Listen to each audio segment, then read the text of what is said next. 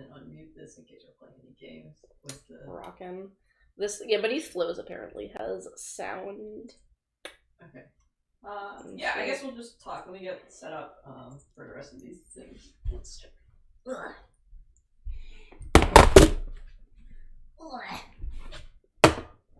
I think we should catch the kiddos in the stream up on this discussion of whether trying games are too porny to stream. I feel like that's good discourse.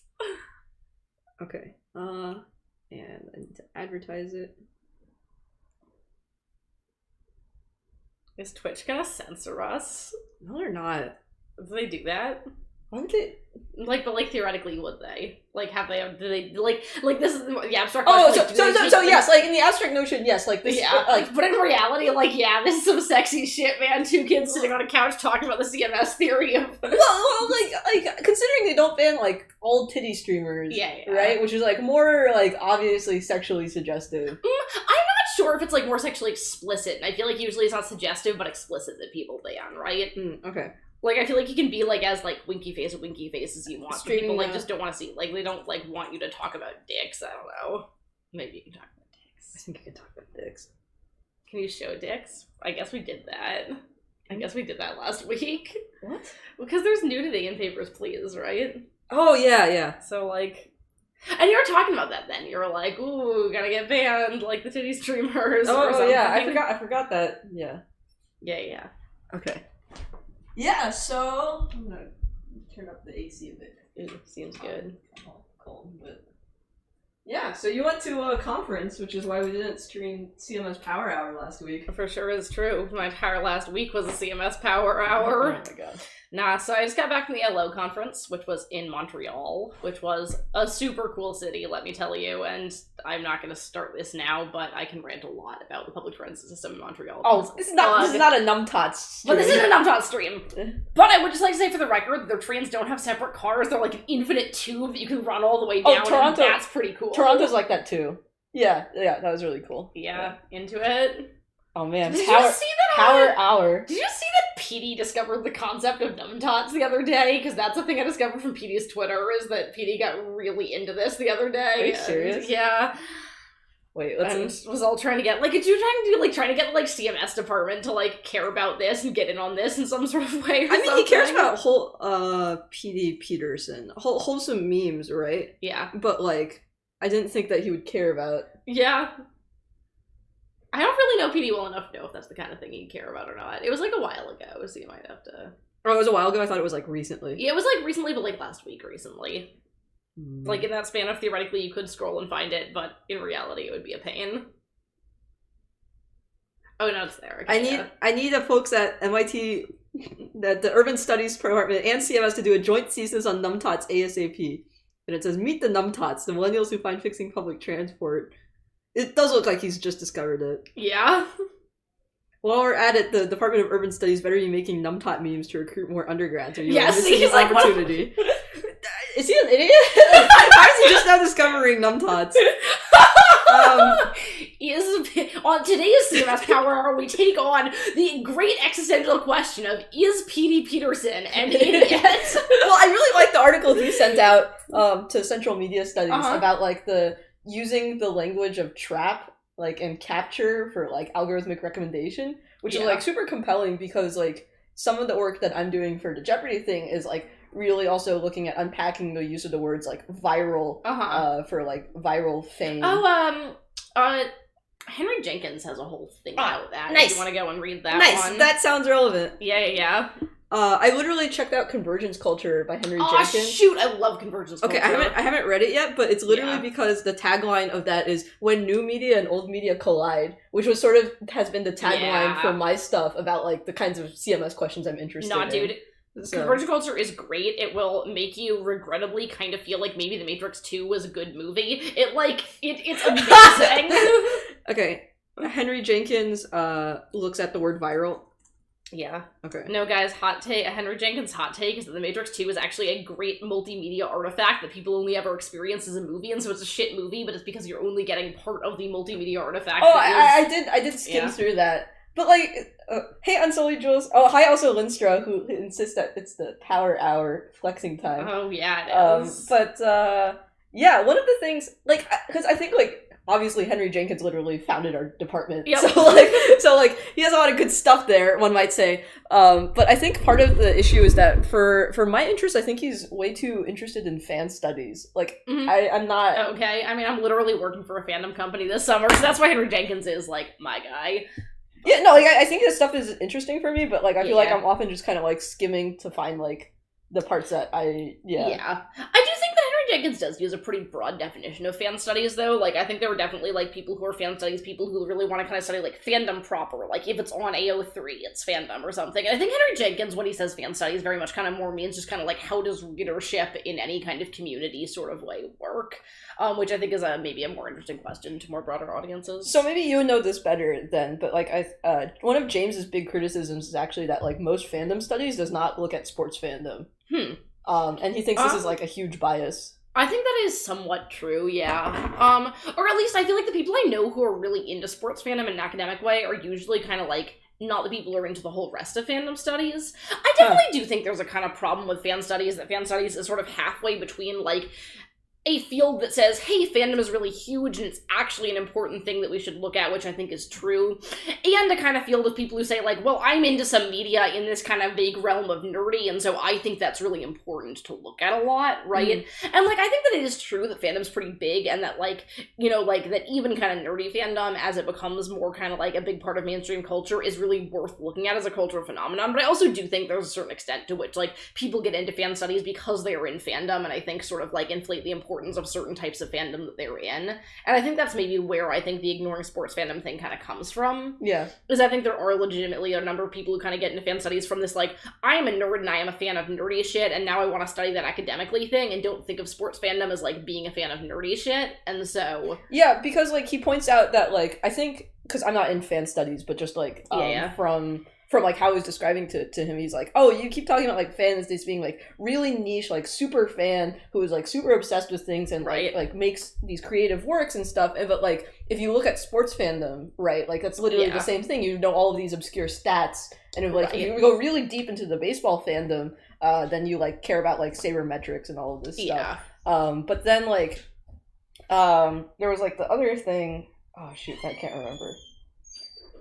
There's something else about sports fans I can't remember, but yeah, basically just like there's a lot of more things to unpack with it. That is interesting. The other day I was actually just talking to some folks about this kind of distinction people often make in fan studies, talking about kind of like affirmational fandom versus transformational fandom, with the sort of notion being that like affirmational fandom is the kind of fandom in which people like really kind of put the author very centered, like the original work and canonicity matters a lot, and the entire idea of the fandom is kind of like affirm that, right? Like you like learn all the things about the canon, you like, you know, like you're really into trivia, you're really into like reading extended universe works that have been officially approved, etc. And the other side you kind of have like more like transformational fandom, which is sort of like the kind of realm of fandom where like fan fiction and that sort of thing comes in, and on the really aggressive side of it where, you know, kind of like headcanoning things which are just actually explicitly against what the author wrote is a big part of it. And is that why AO3 is like organized by like the Archive of Transformative Media? Yes, because AO3 is basically kind of like peak transformational, peak transformational fandom. And this is interesting though, because I think that like, and people often use this to kind of like classify different fandoms, and I think that sports fandom is a kind of interesting case of maybe like a like deeply kind of affirmational fandom, right? That there's like sort of like that, you know, like that kind of obsession with like statistics and like really learning everything about a thing and like this sort of like pursuit of mastery over it seems a lot like the kind of things that people look at in kind of like peak affirmational fandoms with like media fandom. There's also some kind of interesting, like, discussion kind of, I guess, discourse going on around there about gender and stuff, because people often kind of, like, very simply theorize this as, like, that affirmational fandom is a kind of masculine way to engage with things, and that transformational fandom is a kind of feminine way to engage with things. And it is true there are kind of various reasons that you see a lot more female authors and queer authors in transformational fandom, because, like, one big reason that people like transformational fandom is that, you can like, do queer readings that you can, like, write in, like, diversity. And I think that, like, when you have a world in which, like, you know, like, authorship is often kind of, like, white and male and straight, then, like, decentralizing authors is a thing that people like to do when they're not those things. But I don't think that's, like, I think people often kind of oversimplify this, and I for sure think there are, like, a number of fandoms that are, like, very female but are very affirmational, and, like, a number of fandoms that are, like, very male but pretty transformational, so... So I guess tying this back into the conference, I guess we were talking a little bit about that the conference that you went to was talking about like First Nation voices, but I guess you want to talk about like what the conference was. Oh in yeah. general? So the ELO conference is the ELO is the Electronic Literature Organization. And when I applied to this conference, I didn't really have a very good sense of what that was, and I basically knew it was like some kids who studied digital media, and maybe digital comics could be called literature. And I thought they were maybe just saying literature, because they wanted like the entire thing to sound prestigious or something, or it was just one of those things. But I kind of assumed they were like basically like a weird video game studies conference. It turns out when I got there, the literature is actually a big part of the ELO literature thing. I kind of figured that because if it was a conference that Nick Montfort was interested in. Which I probably should have seen coming because I always forget that Nick is like such a literary kiddo. Yeah. But yeah. So it was actually a surprising number of very literary kiddos, which was kind of weird to me because I come from, one of the days I was having lunch with a couple of the other people who studied Twine, and they were saying, that like they did a little bit feel like this was sort of the misfits table, and it's like times like this that you realize that like you think of yourself as a pop culture scholar and other people think of themselves as literature people, which was a little bit my experience of being at this conference. Like the kind of first day that there were panels, I like walk into the first panel and there's a guy like giving a presentation which concludes with a discussion of whether or not a work is good, and I was just sitting there like I have not thought about the notion of like if something had literary merit for like years. Yeah. Like this is just not how I engage with media these days. Yeah, and like literally like Brinkema gave like a talk on Rubber, like the movie about like a sentient tire. Oh my god. And like yeah, definitely no like other than like talking about it's fitting into the genre of the B horror movie, right? Like it's not really saying like whether this is good or not. It's about like what lessons you can extract from it theoretically. Yeah. So right, and like I think I'm so used to just kind of saying that like the way that I study things is it's 100% a kind of like it's like a much more anthropological kind of reading. Like you're sort of looking at like what culture made this, what culture consumes this, like and people at the like I ran into a number of people at this conference, I think, who were legitimately interested in questions like how do we make good art and like I wouldn't even call that literature though. That's like at least for game studies, right? Like there's not really a good word for distinguishing like people who are interested in game design versus like game theory, like right. I don't think it's even a theory and practice distinction. Also, because I think a lot of the people were like completely. I mean, there were a lot of people who did theory and practice. Like, but kind of what I mean more is that I think there's a difference between saying like how to make good art, like based on these things we learned about this culture, who would enjoy this, and like how do we make good art, like how to make objectively good art, which approaches the form of the good and like advances humanity as a society or something. I have not thought about that in a long time. Right, like that was odd. Okay. Nick actually gave this whole weird talk about how electronic literature that will survive the singularity and like how to make good art for an audience of super intelligent AI, which I think he would 100% just did as like a weird rhetorical trick to talk about his like framing of like we should be thinking about broader readers than just current humans, and decided to take this like really extreme tack on it. This sounds like Nick Montfort. Honestly bizarre. This really sounds like Nick Montfort at the very least. Oh my god.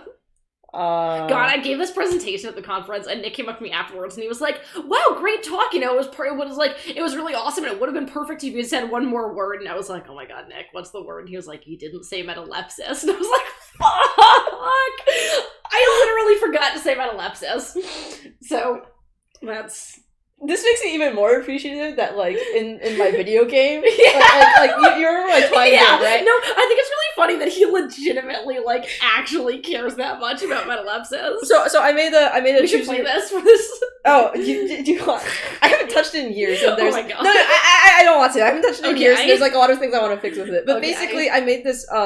We both took this interactive narrative class from Nick Montfort, who's one of the professors.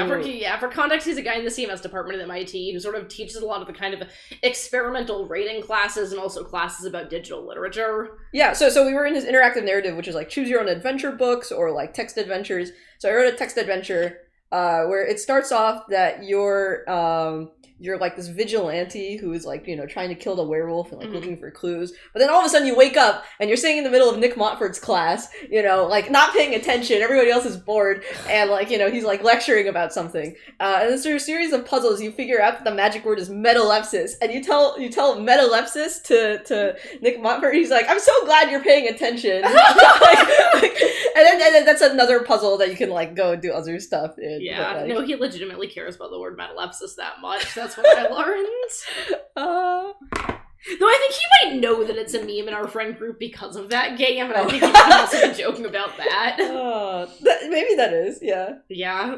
He definitely like puts like you, me, and Faye, I think, in a category.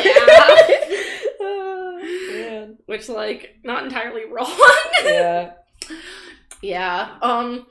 So what were some talks you liked from it? Oh man, I need to finish giving my your spiel? I thought you're okay. No. Yeah. Oh, also speaking of Nick, I think that Nick presented at this conference is Nick has this work which is a computer program that runs on like an old like Apple II computer with a CRT monitor that just it's a program which generates passages from Samuel Beckett's novel What, but like procedurally. Because I figured this out from talking to Nick at this conference. I feel like this hadn't really made sense to me before, because I always know that Nick is like something Borges, something Samuel Beckett, like, like he likes all these kind of like pieces, like that's like pretty much my understanding. Yeah. Right. Like he likes all of these kind of mid-20th century pieces of modernist writing, and he also likes digital literature. And I didn't really understand why both those things were true, apart from that, like, they both kind of like played around with narrative in various ways. Like Borges' whole thing is like Metalepsis, the series of short stories, basically. Yeah. But I guess I had gotten this a little bit with the whole Garden of Forking Paths business from interactive narrative, but it made so much more sense to me talking to him at this conference, or kind of seeing what other people thought Nick was famous for. Oh. Because I think that Nick's whole thing is basically that his kind of like thesis in life is that all of these modernist authors in like the 50s and 60s basically like kind of pre-computation came up with all of these techniques that then people have been using to make more computational literature, and he's sort of interested in like that question of like why did people like come up with this stuff right before computers? Like, like there's a lot of stuff that like people do with like with procedurally generating text, right? You do like combinatorics of like different like like you like give the computer a whole list of words and have it like put them in different orders. And like that's a thing that like Samuel Beckett's doing manually in What. Or like I think is interested in this idea that like Borges is like in the Oulipo one, like, right, of the, like, 110,000 passages. Yeah. Or, like, I think he's very interested in the notion that, like, like, Borges is writing all this stuff about forking paths and multiple choices, like, slightly before multi-sequential literature is existing. And so a lot of his art is basically, like, doing stuff to kind of, like, doing adaptations of mid-20th century modernist literature to prove that that sort of thing actually works more intuitively even on a computer, and or that it's like not different from the kind of like digital literature things that people are doing on computers independently of having read that modernist stuff. I mean, I think there's something there, because it was interesting of like like we had to do the print, or like the paper about the print story for that class, and I did mine on Ex Machina. And I actually found it easier to translate. It's like a book of poetry. Like, I found it easier to translate it into Twine in order to, like, I actually went and harassed Nick about that, because he didn't talk about Ex Machina in his talk about post-singularity literature, but he was talking about all these, like, like, all this, like, elit about, like, our relationship with computers, and, like, computers, like, like, us becoming computers, or computers taking over, or something, and I was like, dude, literally, Ex Machina is He's, like, literally about this. Yeah. Oh, man. Dude, did you know that Ex Machina has quotes from Marshall McLuhan in it? Because I discovered that the other day when I was reading through it. I'm not surprised. Like, all that shit about, like, the cars and, like, the weird thing about, like, that's straight out of Understanding Media. Okay. Like, the weird shit about, like, the cars being sex organs and, like, that whole... Oh, that's that weird part! Yeah, that's Marshall McLuhan. That's where that's from. Oh, my God. The Twitch chat says a bunch of crazy ladies just, like, yelling. It's pretty accurate. True, though. Crazy CMS ladies. Oh my god. Yeah. So what do people think Nick is famous for? So I think that kind of stuff is mostly what people... I mean, I think that people think Nick's famous for a couple things. I think people think that Nick's kind of famous for being that, like, this kind of guy who sort of bridges the gap between, like, modernist literature studies and oh god, the phrase bridges the gap is so in my mind because the theme of this conference was mind the gap, and everyone was all like, my work is about gaps in this sort of way. Would you say that the gaps are liminal spaces? Oh my god, a little bit. I mean, my work was actually incredibly relevantly about gaps because a lot of it was literally about, like, gutters in comics, so I felt very justified in my bending over backwards to say that my thing was about gaps, but I think some other people were a little pushing it? Yeah, a little pushing it. But so I think people think Nick's famous for that. I think people also just think that Nick's famous for being, like, one of the kiddos who's sort of early in the whole kind of, like, making interactive narrative stuff in Inform kind of crowd. See that's what I thought he was famous for. And I think he's sort of famous for being the guy out of that crowd who's a lit scholar, who sort of, like, was doing more academic stuff with it. And, like Andrew Plotkin's really famous, right, for being in that crowd or whatever, but, like, all those kids, like, aren't going and, like, writing theory about it. Yeah. Or they're writing theory, but they're writing theory in, like, blog posts. They're not writing theory in, like, academic journals. So that's the thing that I think is really interesting, is that, like, in the 30-plus year of, like, Jeopardy TV that's been on, like, I'm the only person who has, like, taken, like, a media studies approach to it. Because I did the literature search, you know, I just literally, like, put in Jeopardy, you know, like, TV show into Google Scholar, and, like, the only things came out were a ton of sociology papers where they're just like, oh, I made a game for my class, and that was Jeopardy. And I was like, what? And then some people using Jeopardy as just, like, a cultural object to like, oh, we can use this as a proxy to study, like, gender bias of, like, looking at the betting strategies and trying to come up with some gender thing. But, like, very few articles, like, actually interrogating, like, the structure of Jeopardy itself as a game show, which I was extremely surprised about. Like, I think there's a whole nother essay that could be written about, like, game shows and the idea of trivia and, like, performance of meritocracy, but, like, I'm not touching that for a while. Yeah, I'm trying to figure out, I feel like that broadly is a thing I think I've maybe come across, like, by accident while JSTORing other things, but I don't actually remember. Yeah, I think that whole, like, trivia category is, like, another paper, but I'm not touching that. But, like, I was just so surprised to be, like, there's literally nothing looking at Jeopardy, like, critically as, like, you know, because, like, the article, like, Big Tits for 600, right, which is, like, an article written by a former Jeopardy contestant just being, like, sexual harassment happens to, like, nearly every single female, like, contestant who goes on there, and it was just kind of bananas that there wasn't anything written about that. Like, I think if I looked more into reality television shows, I would find more, because people are talking a lot about, like, the celebrity identity. And, Ooh, have I told you about my new concept for a stage a theater production I want to do? Oh, no. So I want to do a staging of No Exit, where it's a reality TV show. Oh. Yeah. That's, like, not that... It's, like, not that... I just want to do it. It's not, like, a deeply clever or anything. I just think it would be fun. Oh, it's, like, not that hard of an adaptation, but it's, like... Like, I don't think you even really need to change very much about it. I think you just do a staging of No Exit where it's all, like, you actually, I think you don't actually do it as, like, an in-place theater production. I think you basically do it as, like, a film adaptation of No Exit with reality TV, like, type camera work. Oh, and that would be great, because when they're having their interior monologue... Right, it's just, like them talking to the camera. It's them talking to the camera, but the other people are still in the background. Yeah. So, like, when they do their interior monologue, they're just like, like, you know, this person sucks, and like, I heard that, and That's so good. Yeah. Right, I think then I realized that actually this exists. Yeah. It's called Sex House. Oh, that's the thing you sent out. Yeah, I haven't watched that yet. Oh my god, man. Please watch Sex House. Okay. It's literally just No Exit, the reality TV show. Okay, because I looked at that and I was watch Sex House. It's honestly the most brilliant piece of existentialist media I've ever consumed in my life. A friend told me she had to watch BoJack Horseman to cheer up after watching it. That's how good it is. Oh my god. No, honestly, it'll crush your soul like nothing else, though. Like, I've never watched anything that has left me with such a, like, nihilistic sense of depression after watching it. It just, like, destroys your belief in everything good. It's great. No, this is, Sex House. It's apparently, like, an Onion parody? Yeah, it's The Onion does reality TV. It's 6 sexy singles in a house with nothing to do but get nasty. That's the tagline. Watch it. The other thing is, yeah, reality shows, I think I do need to look into, like, what they say about celebrity, but, like, I'm really realizing that like the sense of fame that I'm looking into is something weird because it's not just like mainstream television, like you're a television star, and it's not just like you're a homegrown Instagram influencer or Twitch streamer. It's this weird thing where like I'm just kind of doing my thing, like, you know, kind of going the mainstream television route, and then I get like knocked out of the way by internet celebrity. Yeah. Which happens to people like Ken Bone.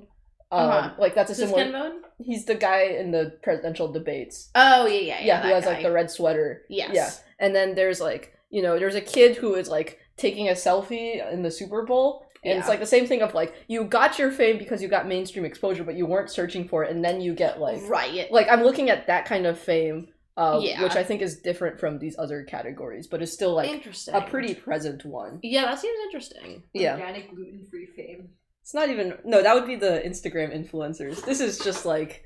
as in, like, you weren't searching for it, right? You just sort of, like, stumbled upon it. Yeah. Do you accidentally stumble upon organic and gluten-free things? Yeah, I just trip over, you know, organic, gluten-free, paleo, kale on my walk to work every day. Probably in the Bay Area, TBH. God. I'm sure they've spread as invasive species. Frightening. Probably true, though. Oh, man. It can't be worse than this bird scooter thing, right? The freaky thing was that I was in LA, like, Apparently they've been around for a while in SF. Yeah, they've been around a while in California, and so, like, I was in LA just the day before and being like, what are these crappy bird scooters everywhere? Yeah. And then my friend said, like, texted me like, hey, did you see these bird scooters? Sends a picture. I was like, oh no! There was that article I read that described it as like that thing in Doctor Who where they go away from Earth for a couple months and they come back and every single person in Britain has like some alien device which is obviously malevolent, but everybody acts like this thing is normal and you have no idea where they came from. Yeah. And I think that's... knives. I'm ready to use them. Thanks, Sam. What for? I'm going hiking. Nice. I'm gonna kill a bear, apparently. There's a part of Dream Daddy where you go with the knife dad and you just whittle in the woods. Wow. And you just like press up and down and you It took me a while to figure out if that connection was going to be on the hiking thing or if it was going to be on the bear thing, but okay. Oh, man. What are you talking about? Reality? Sex house? Reality TV. Oh, I was actually thinking a little bit about kind of like reality TV and exposure and fame and stuff, because one thing that happened to me in Montreal on the way to this conference, which was an interesting kind of media studies moment that had nothing to do with the conference, was that I actually was randomly walking down the street in Montreal and got filmed for a prank show. So that's... for a weird French prank show. What happened? Yes, so there was the weird setup of the thing, which I don't know who comes up with this stuff, is that there was like this person who was like dressed as like an EMT and like this guy on like a stretcher, and it was like a little bit kind of obviously fake, first of all, because like I like, you know, like it like just looked a little bit like stagey, like everything was like too clean and stuff, but also because there was a film crew that was set up on the sidewalk hiding behind a bunch of potted plants, as if that was a normal thing to have on a sidewalk. So I remember kind of walking into this and being like, why are there all these potted plants here? Wait, just like on the street? Yeah, just like on the street. And like this whole booth in the middle of them where like they've got like a camera set up. You can't see that, so it just does look like there's a weird booth surrounded by potted plants. But anyways, basically, so like as you approach it or whatever, like there's this like a woman dressed as an EMT, and she's got like this kind of like whatchamacallit, like an IV drip bag kind of thing. And like as you approach, she like looks concerned, she waves you over and she's like, hey, like hold this thing. Except for she says this in French, so if you like, you know, don't speak French, you're like, what's happening? Which I don't know if they were like explicitly targeting or not, but I think that I totally could understand a bunch of people in like French Canada being like, wow, tourists who don't speak French, that's the funniest thing in the universe. But down to a situation where she's like, you have to hold this thing in place, like right here, right? And then she like, you know, like, she's like, you know, like, and she's like, I'm gonna go get my partner, like, I'll be back in a second. And she like, you know, like, goes away and she like pulls out like this, like the stretcher behind like this guy. But like, there's like the setup so that he's actually like on like a platform that stays, and so like they pull out the thing and he's just like floating, and they're like, what the what? And they're like, is this street magic or something? And they're like, surprise, it's a prank show. And I feel like, I don't know. It was very odd. So, I feel like a couple of my impressions of things. I mean, I think first of all, this sort of changed my impression of like, I feel like prank shows kind of work on this conceit, right? The way okay. I was wondering, it's like, okay, now we're doing the analysis part of the prank show. Okay, here we go, yeah. often think that prank shows work on this sort of conceit. The way a prank works is there's a situation which is actually happening, which is that some people are dressed up and are faking you out and are pranking you for a prank show.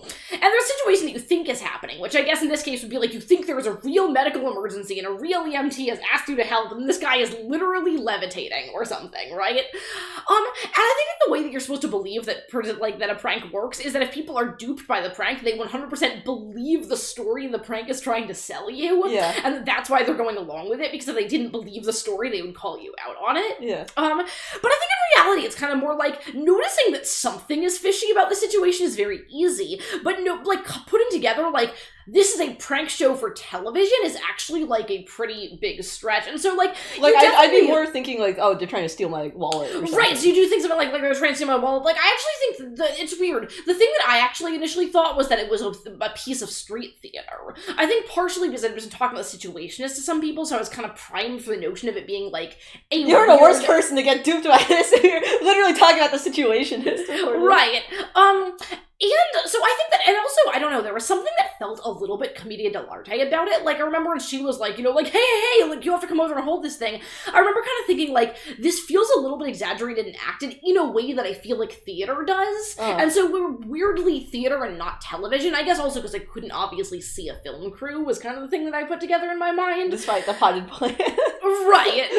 So, like, that was very much kind of, like, my participation, and it was sort of like were you stealing my carabiners? With I accidentally knocked it on, and I was like, what's this? Okay. Yeah. But I feel like that was very much my participation in it, was that, like, I kind of, like, decided to go along with it because, like, I figured someone was doing some sort of media experience, but the notion of, like, this is being filmed was not obvious to me. Yeah. And this sort of made me reevaluate, like, every time, like, I've watched a prank show or whatever, or, like, just seen, like, a situation where someone's been duped and thought, like, wow, that person sure was really dumb to, like, 100% believe that story that people sold to them. Yeah. To actually think that, like, there are lots of reasons people participate in things beyond just, like, or, like, play along with stuff beyond just 100% believing it's true. Well, like, also wanting to know what happened, which is right. often why I'm, like, kind of just, go on random story things or do a day trip to DC and stuff. Yeah. Yeah. Man. That's interesting. Yeah. Not to get, like, all, like, 100% discoursey with this, but I do actually think that this is, like, a big part of, and I think that the main thing that it kind of made me think about was actually, like, I'm forgetting the name of that thing, but that show where the guy goes and, like, like, talks to people of, like, various ideologies in different places on the political spectrum and, like, convinces them into, like, believing that he is a person. Oh, Borat. That thing. Yeah. And I think that, like, for that I was really thinking, like, oh, like, I actually feel like a lot of people's, like, reactions to this could probably be explained by people playing along in various ways and not 100% believing. But, like, I think Which, there's a point when, like, it gets rather egregious, like, when they're singing, like, kill the Jews or something. No, I think that's totally true, and, like, I think that, like, that is, I think, one of the things that is actually, like, really revealing about that show in a kind of interesting way is that, like, the extent to which people will play along with it, like, even if you think you're just playing along with the thing and you recognize it's to some degree fictional, like, the amount that you will actually, like, not call someone on their bullshit, I think that, like, is important. But less about, like, the ignorance of the American people. Or I think there's, like, a certain extent to which people, like, I've seen a lot of liberals, I think, watch the show and really think, like, wow, like, Republicans really believe this is what we're like. And I think you sort of, like, maybe don't, like, when people are thinking that, I think people don't really think about, like, how high social cost it is to tell someone to their face, like, you're fucking lying about your own beliefs to me, you know? Yeah. Like, and I think that, like, not all of those should necessarily be taken as, like, proof that people, like, actually believe that liberals are this way. Yeah. The other thing that I thought was really interesting about the prank show, though, is I guess I'd always kind of conceived of prank shows as, like, a little bit of a mean thing. I think partially because there are, like, some prank shows out there that are, like, actually very mean, right? Yeah. Like, there are the pranks are, like, you, like, punch somebody and you're like, ah, sucker, you know, like, or, like, and I felt like this was, like, a fairly non-mean-spirited prank. Like, I guess pranks always have, like, a little bit that kind of assumption of, like, wow, this person sure was dumb, to believe this thing. But, like, I definitely kind of feel like, mostly it was, like, what this was, like, getting candid reactions to some odd things happening. It wasn't, like, like, we're gonna make this person look like an idiot. Yeah.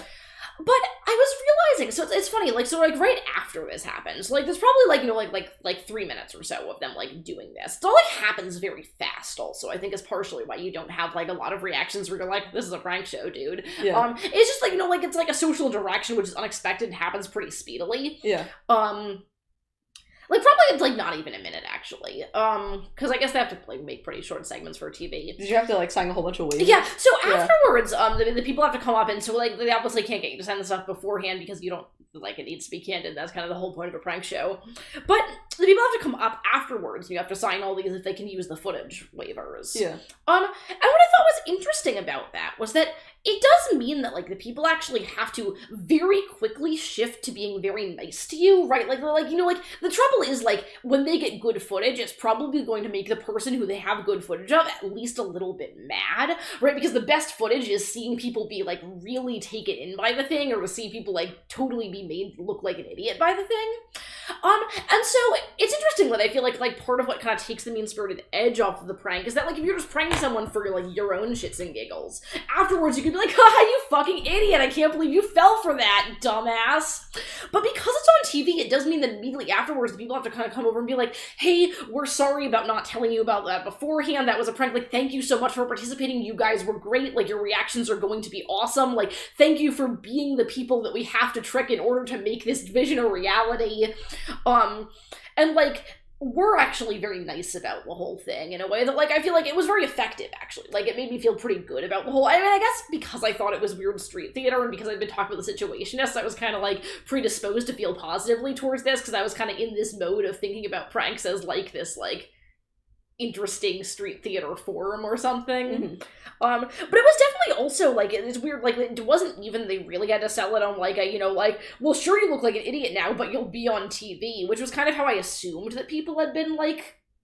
Well, I mean, like, cynically, like, you know, Yeah. right? Because, like, once you sign off the footage, they can use it however they want. Right. And sort of, like, portray it. Yeah. And so I was kind of wondering why people ever signed off on that. And I think my previous model was kind of something like some of the stuff that you've kind of been saying about fame and infamy, Mhm. right? That I kind of assumed people, like, knew that they looked like an idiot on the footage and did feel kind of bad about the fact they had been pranked, but were like, but hey, at least I'll be famous for looking like an idiot and, like, Yeah. people will see me.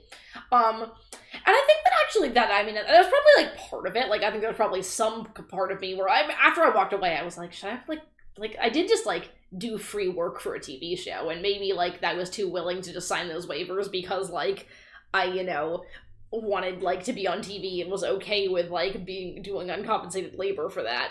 But I do think... It was, like, 1 minute. Yeah, it was, like, 1 minute. Yeah. Hey man, actors are unionized, come on. Hey, I had to spend 20 minutes sweating up there answering trivia questions, you know. Yeah. But you got money for that one. I did get money for that. I guess it is compensated. What getting paid is. Okay. I forgot the whole, like, getting paid part. Yeah. Anyways, yeah.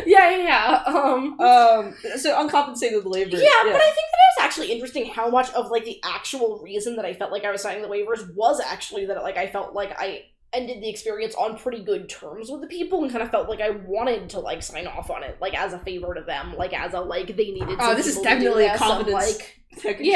technique. No, I think it's 100% true, but I Yeah. think it's, like, it's interesting that... Yeah. I mean, I think I would have ultimately signed it because it makes a pretty good story. Yeah. You know, and, like, I think, like, saying, and then I did this cool thing, but then I didn't sign off on it because, you know, like, image rights are mine, you know, like, that would be a good story. I mean, that's kind of what I meant. Like, I feel kind of like, I felt like there were, like, I feel like there are a lot of ways in which I could have imagined my relationship with the people would sort of, like, ended up kind of vindictive, and I would have kind of felt like, no, like, you guys pranked me, and so you're not getting these fucking image rights, like, Right. sucks to be you. But I definitely kind of feel like at least, like, I don't know, like, whether or not it's, like, I think it probably does involve some degree of, like, they are pretty good at running the kind of confidence trick that it is, but, like, that's impressive, I guess, like... You know, and it seems actually like it's an interesting part of the job that I didn't consider, is that you kind of have to do this thing where you do, like, run, like, the risk of making people pretty mad, but do need to get in their good graces enough that they'll sign away the image rights to you. I mean, I think that's another thing, which is, right, like, I wasn't expected, so every now and then, like, on the Jeopardy Facebook, no, go away. Restart later. No. That, like, every now and then people will share, like, stories from what it is, like, behind the screen for reality TV shows. And it's just, like, they completely edit it, like, so much. The Tedazu GRT actually was on, like, Beauty and the Geek. And, like... Is this, like, some, like, weird dating reality? No, it's, like, it's more of a competition reality show where, like, you're like, you know, female airhead hottie is Yeah. paired with like a male like nerdy person, and then they do a bunch of these challenges. Oh, interesting. Yeah. Which one was the Tennessee GRT? Well, obviously geek. Okay. Right? Like, yeah. I don't know, man. I kind of just want to like make assumptions. Yeah, and there's actually someone from my lab who also lived on Terezu, who also apparently was on Beauty and the Geek, and they both went pretty far. But it's interesting because both of them like would have viewing parties and like show the episode and also then talk about like everything that was edited around it. So for stuff like that, like, yeah, but I think it's a little bit different because also you're in like a controlled environment for like several weeks. Right. And that thing are both the Beauty and the Geek just recruited from like random is the Airhead Hottie like also just like a person who applies to be an Airhead Hottie on this show? Yeah, they do like recruiting. But actually, do you know Lemur? Yeah. Yeah, Lemur actually apparently was like, you know, minding their own business in Caltech, and then like, you know, like briefly talked to one of the recruiters, and the recruiter was like, "You're the geekiest person we've ever met," and like they started like stalking them to try to get them to join the show. Boy. And I was like, "Yo, no, I just like was, you know, frightening." Yeah, it was like, man, it's no good. Reality shows are a lot, but like I think it's the same thing also of like being really extroverted and being really welcoming to get the footage that you want. Yeah. It's sort of like cynically, it's like, you know, this is happening sort of throughout the whole thing. Yeah. So, but I think it's interesting, and we'll look for you on French Prankster TV. Oh my god, yeah. If you want to keep an eye out for it, I asked if they could contact me if they aired it, but they did not have a thing where they did that. But do you even know the name of the show? Yeah, I do know the name of the show. It is a French show called Just for Laughs, and yeah. Okay. I guess we're filming in Montreal this one day, so... I walked back by the same place they were set up filming after the conference that evening, and they had some other things set up, where it was like, I was the same people, and it was like the same plants, and I don't know what was going on, but they just had like a booth where this guy was making pina coladas in front of this random cathedral set up, and I have no idea like what prank that could have possibly been part of, but I'm so curious now. You mortally sinned in front of this cathedral. Ooh, good prank. Oh my god, I actually really want to make that. A chick tracked prank show where every prank is just, you're going to hell. I was looking through old chats, and one, I was sort of surprised how many of my old chats with James were just like planning out logistics for when we were gonna go meet up. Which is kind of sweet, not at a long distance. But the second thing was also, College Humor had done this series of Calvinist Valentines. Oh my god. And one of them was, you are plain, but plain is best. I like that. It's really nice. That's actually very charming. Yeah. They were very nice. Yeah. They're all very I mean, the Calvinists, they care about romance. That's the thing. Calvinists, honestly, the common misperception is that because Calvinists are not about sex, they just, actually, I think this is worth switching streams if I can find this. Calvinists are really into courtship. They're actually into like people like making sure that people are for sure in love with their spouses before they get married, because they care a lot about like marriages being good for religious reasons. But these were like modern day parodies. Yeah. So... But I'm just saying there was. Oh, Puritan. Sorry, not Calvinist. Well, the Puritans are the ones actually I was talking about too. So. See, this is the kind of thing that they would not believe. This is inaccurate. Oh, hot take! Historical Calvinist Valentine's Day. Okay. Oh my god. This is not predestination enough. It's not. The B, I think, is what makes this. This is acceptable to me. This is also acceptable to me. How does it rhyme? And poetry is banned by Protected. No, well, it was by Oliver Cromwell, I think. Oh, okay. What didn't Oliver Cromwell ban? He's a fuddy-duddy. Yeah. In the immortal words of this English poem I like, God protect us from protectors. That's pretty good. This is more like a confession. Yeah. No, Puritans don't do confessions. They don't do that. Okay, It's more like MIT confession.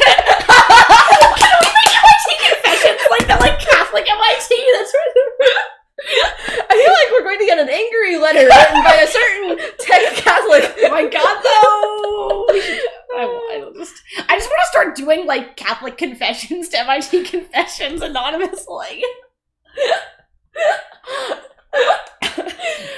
You know, today I used the Lord's name in vain. How many Right. Hail Marys do you recommend? Yeah, that's exactly what I want to post. Do you recommend? What a phrasing. Man. Alright, let's see. Oh, you are plain, and that is bad. This is honestly Like that. I really like that. I need you to help raise livestock and crops, or surely we will starve to death. I like that.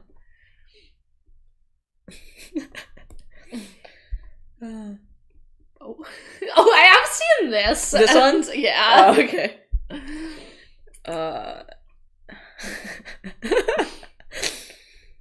Oh man. Pictures a lot. Alright. Amazing. Alright, that was our Calvinist diversion for the day. For the day. As For if the there's day. only one Calvinist diversion in my days. Please. Yeah. Oh man. Indeed. Conference. Oh yeah.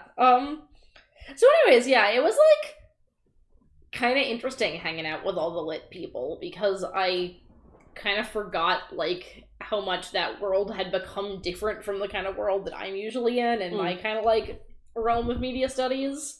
It was sort of interesting also realizing like kind of like the strange boundaries around like I feel like I've a little bit kind of, you know, run into fields where people play around with definition games, you know, like this is what people do in comics or anything, but I hadn't as much kind of been playing around with people who play with definition games in a like moral judgment or like a value judgment kind of way, right? Like people playing with definition games like is this literature as opposed to just definition games like is this comics? Like I actually found the conference's relationship to Twine very interesting. Kind of in light of all of the sort of like is Twine video games Gamergate stuff, right? Because they're even like, bothering to ask is Twine literature? Right, and or rather because it's kind of like they don't want Twine to be video games because if Twine's video games, then like video games aren't literature. And so it's actually people at the ELO are like weirdly on the we should like when people at the ELO say we should take Twine seriously, they're not saying we should take Twine seriously as video games, they're saying like we should consider Twine to be basically literature but more interactive, like which I think is interesting that like because I'm so used to when people say that like people should take Twine seriously and being in a debate about like Twine's totally a video game, you guys, like just because it's like not all ludological and shit doesn't mean you know. But why aren't video games literature? I've like entirely just because they're low culture, I think. What? Like what? what? You stabbed at me. No, like same. Like I'm mad about it too, man. I'm just saying, how when you talk about like the like Never Alone or like Beneath Flows? Right, those are video games. You know, Beneath Flows is apparently a Twine game, and so it's literature. Well, excuse me, princess. I'm not saying I support this. I'm saying I met people who did. I think there's a lot of snobbishness going around in the whole community because I think that literature people always like need to be constantly defending like whenever you do a thing and it's low culture and then it becomes literature, you have to immediately start distancing yourself from everything that might be like it but low culture. You know, like this like totally seems like people who are like graphic novels are art, but like comic strips. Yeah. You know? Yeah. Like, I think it's just people doing the same thing, being like, we got people to, like, start taking, like, parser games and weird electronic word poems seriously, but if they start thinking that we're, like, some Call of Duty bullshit... if we're some Call of Duty bullshit. Yeah. Oh, man, I wasn't expecting that at all. Yeah. Yeah. It was also kind of surprising, because I remember, like, looking at the conference being like, it's interesting that, like, to me, like, I remember thinking that in Nick's class, too, that it's kind of funny that I feel like I think of video games as being kind of, like, the most obviously interactive narratives. Like, they're narratives, and you interact with them. And thinking it was funny that we were just focusing on all these, like, Choose Your Adventure and Twine games, but not focusing on, like, you know, more open world video games or something. And I think at the time I kind of thought why we were doing that was just like kind of as a teaching exercise, that like we were sort of like looking at small and obviously controlled choice because that was easier to start studying. That's what I kind of assumed. Yeah. Right. But I think it's also actually that I think when the choice gets like too, like when the thing gets too far away from text, or when the choice gets like too large and constrained, I think people start feeling like it's not quite the same animal anymore. I mean, I think one thing that might be it is also the amount of authorship that comes into play, because really, like, for a game in some respects, you kind of just set up the rules and then you let people go. No, I think that's true, that I think that, like, I mean, it's tricky because I definitely think that people sort of, like, you know, like, they're sort of, like, word toys type things, which are definitely kind of, like, a set up the rules and let people go kind of thing. Like, you know, like, I made this tool for generating poems, write a poem on it kind of stuff. But I guess that it's still, like, that's very clearly that it's kind of reader authorship, and or it's, like, still text, and maybe you need, like, one of the two, like... Yeah, because... that they feel like they can analyze text, and they can analyze things with authors.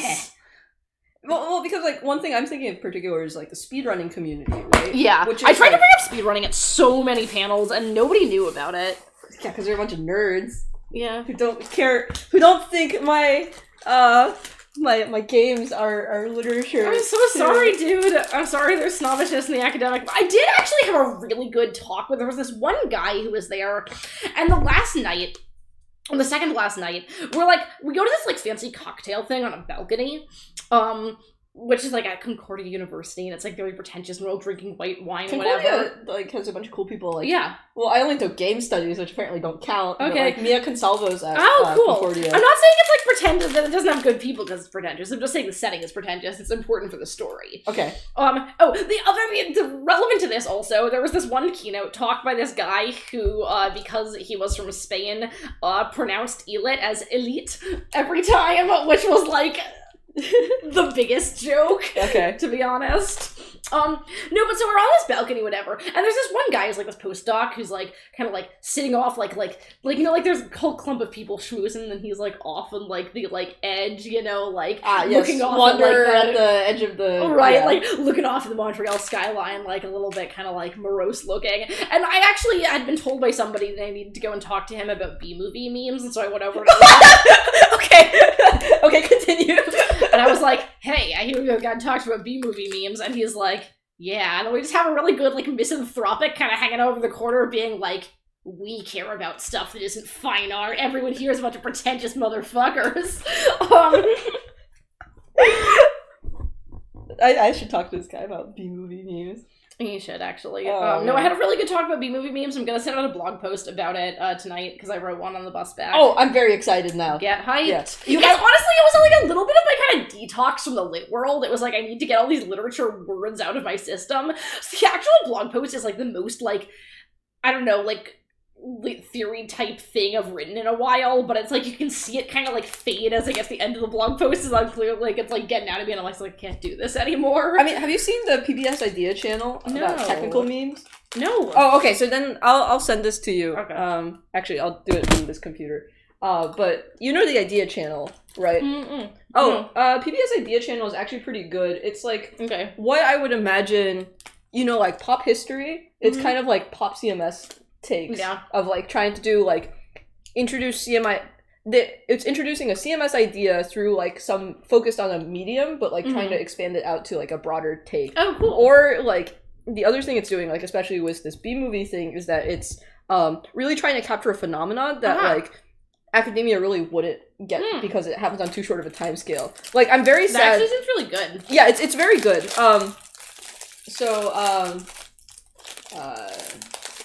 So they call B-movie memes. So I'm assuming you're talking, like, the X, but every time Y, Z happens. Yeah. The way they call it is, Technical memes is actually, I got that phrase from you, and so that's the one that I was using also. Oh, okay. Yeah. So yes. This guy's term for it, which he'd gotten from his students, was just shit memes. I mean, shit memes, like, memes a lot, right? Yeah. Like, this can literally mean the letter E. Right. And, like, a very, like, JPEG'd. I mean, I kind of feel like that's, like, a little bit, like, I guess shit memes is just kind of like shit posting, but a meme. Okay, I'm gonna send this to you. But yeah, they bring in, like, contemporary scholarship, and I think that's where they get the term technical meme. from. Yeah, I need to read more on this, definitely. I don't think there's that much written on it, because again, like, it's a very short phenomenon. I need to write more on it. Yeah, so that's a preview of the blog post for those of you who... If you want to read my blog, it is jstoreallnight.wordpress.whatever the WordPress is, probably com, yeah. Yeah, it's a company. Okay, nailed that. But... So, the whole thing with that was one of the keynote speeches, kind of relevant to this thing I was saying about, like, Nick and his whole thing being about kind of, like, these analogies between these kind of, like, mid-20th century modernism stuff and, like, modern elit stuff. Mm-hmm. Was there was this person who gave this talk about the notion that, like, there's all this stuff that we are doing. Honestly, the question of kind of, like, high culture, low culture was, like, a lot of... Well, I mean, if you're defensive around the term literature, you know, like, it makes sense, yeah. Oh, yes. But one of the keynote speeches was by this person who was kind of talking about the ways in which, like, you can kind of think of, like, fan fiction as doing a lot of the kind of same stuff that we're doing in, like, the fine art world, and, you know, like, maybe we should be considering, like, is this actually that different? Or I guess kind of just using fan fiction as, like, a lens to understand, like, maybe other ways that, like, we think of these two things differently, but if they're the same thing, you know, should we be using each of these interpretations on the other one? And so she was looking at this whole series of, works, like, weird adaptations that people had done of, like, Borges stories, or, like, of, like, other kind of, like, famous texts, like Paradise Lost or the Bible or whatever, including a number of them that were basically kind of, like, weird kind of, like, procedural modifications of them. Like, she talked about, like, this thing which is called, like, the Aleph in alphabetical order, which is just the Borges story, the Aleph, but in alphabetical order. And she was kind of talking about these as kind of, like, analogous to fan fiction, in the sense they were kind of, like, taking other texts and playing on them, and she was talking about kind of, like, copyright struggles that people had run into in both situations, which was, like, interesting, I guess, but I definitely had this kind of take on it where I was like, I actually feel like there's another form of internet media, though, that's way closer to what these things are. Memes. And it's technical memes. Yeah. Specifically. Like, literally, like, Star Wars in alphabetical order is, like, a thing. Or, like, All-Star in alphabetical order, like, is also a thing. You know? Yeah. And so, like, it's literally people applying these same rules to different texts. So I wrote a whole thing about that, which... I'm not going to get too into now. Oh, but like, that go read it. That really makes sense. Speaking of copyright, this is a little bit of a divergence, anyways. So Destiny, right? The meme, the meme floor. I wrote about that in the blog post a little bit. Oh, I'm excited. Oh, I put in a nod to the Clam Aardvark Guard thing. Sounds like I'm going to be writing a response. We could be blog buddies. Oh, I can write a response to you on my blog about your post, but because I have done more socio-ethnographic work in the Destiny claim community than you have, you interloper. But anyways, so one thing I wanted to write about is, I want to talk about is that, like, we literally made, like, a really funny technical meme, which was Cars 3, because Cars 1 plus 2 equals 3. So what we did is, like, you know the dictionary thing? Destiny poggers. Oh, Destiny is a floor. It's not the video game. It's a floor that I lived on, which is a funny story actually. They sold the naming rights for their floor on eBay, and somebody paid like $60 or $80 to name it after their daughter, who's named Destiny. So that's why that floor is called Destiny. I also heard Craigslist. No, it was eBay. We have the original posting. Oh dang! To look at. Craigslist would be just sketchy. Yeah. Man, I no. Well, we actually also know the Destiny, and like some Destiny is friends with her on Facebook. Oh dang! Yeah. Yeah. So 1 plus 2 equals 3, right? So you know the dictionary thing where you put them one after the other, and then you can't move them apart because there's intense friction between it. So yeah, so it's 1 second of Cars 1, then 1 second of Cars 2. Oh no! 1 second of Cars 1. So yeah, it's kind of unwatchable, and especially the weird parts are when the same character is on the screen, but from like totally different contexts, or when it's really loud and quiet. So obviously this got dinged by copyright violation. Wow! Because it was the whole movie technically. Well, not only that, but like when they're looking for copyright violation, they're really just looking for like key scenes, and since there was 1 second of those key scenes, they're like, oh, like we automatically can detect it. Yeah. So Destiny launched a fair use like rebuttal because they're like, look, this movie is unwatchable, and like technically you could download it and uninterleave it because it's very clear what's happening, but they're like, no, this movie is unwatchable, and they won the copyright complaint. Wow. Because in order for Disney to contest this, they would actually have to have someone watch the whole thing and say whether they're disqualified or not.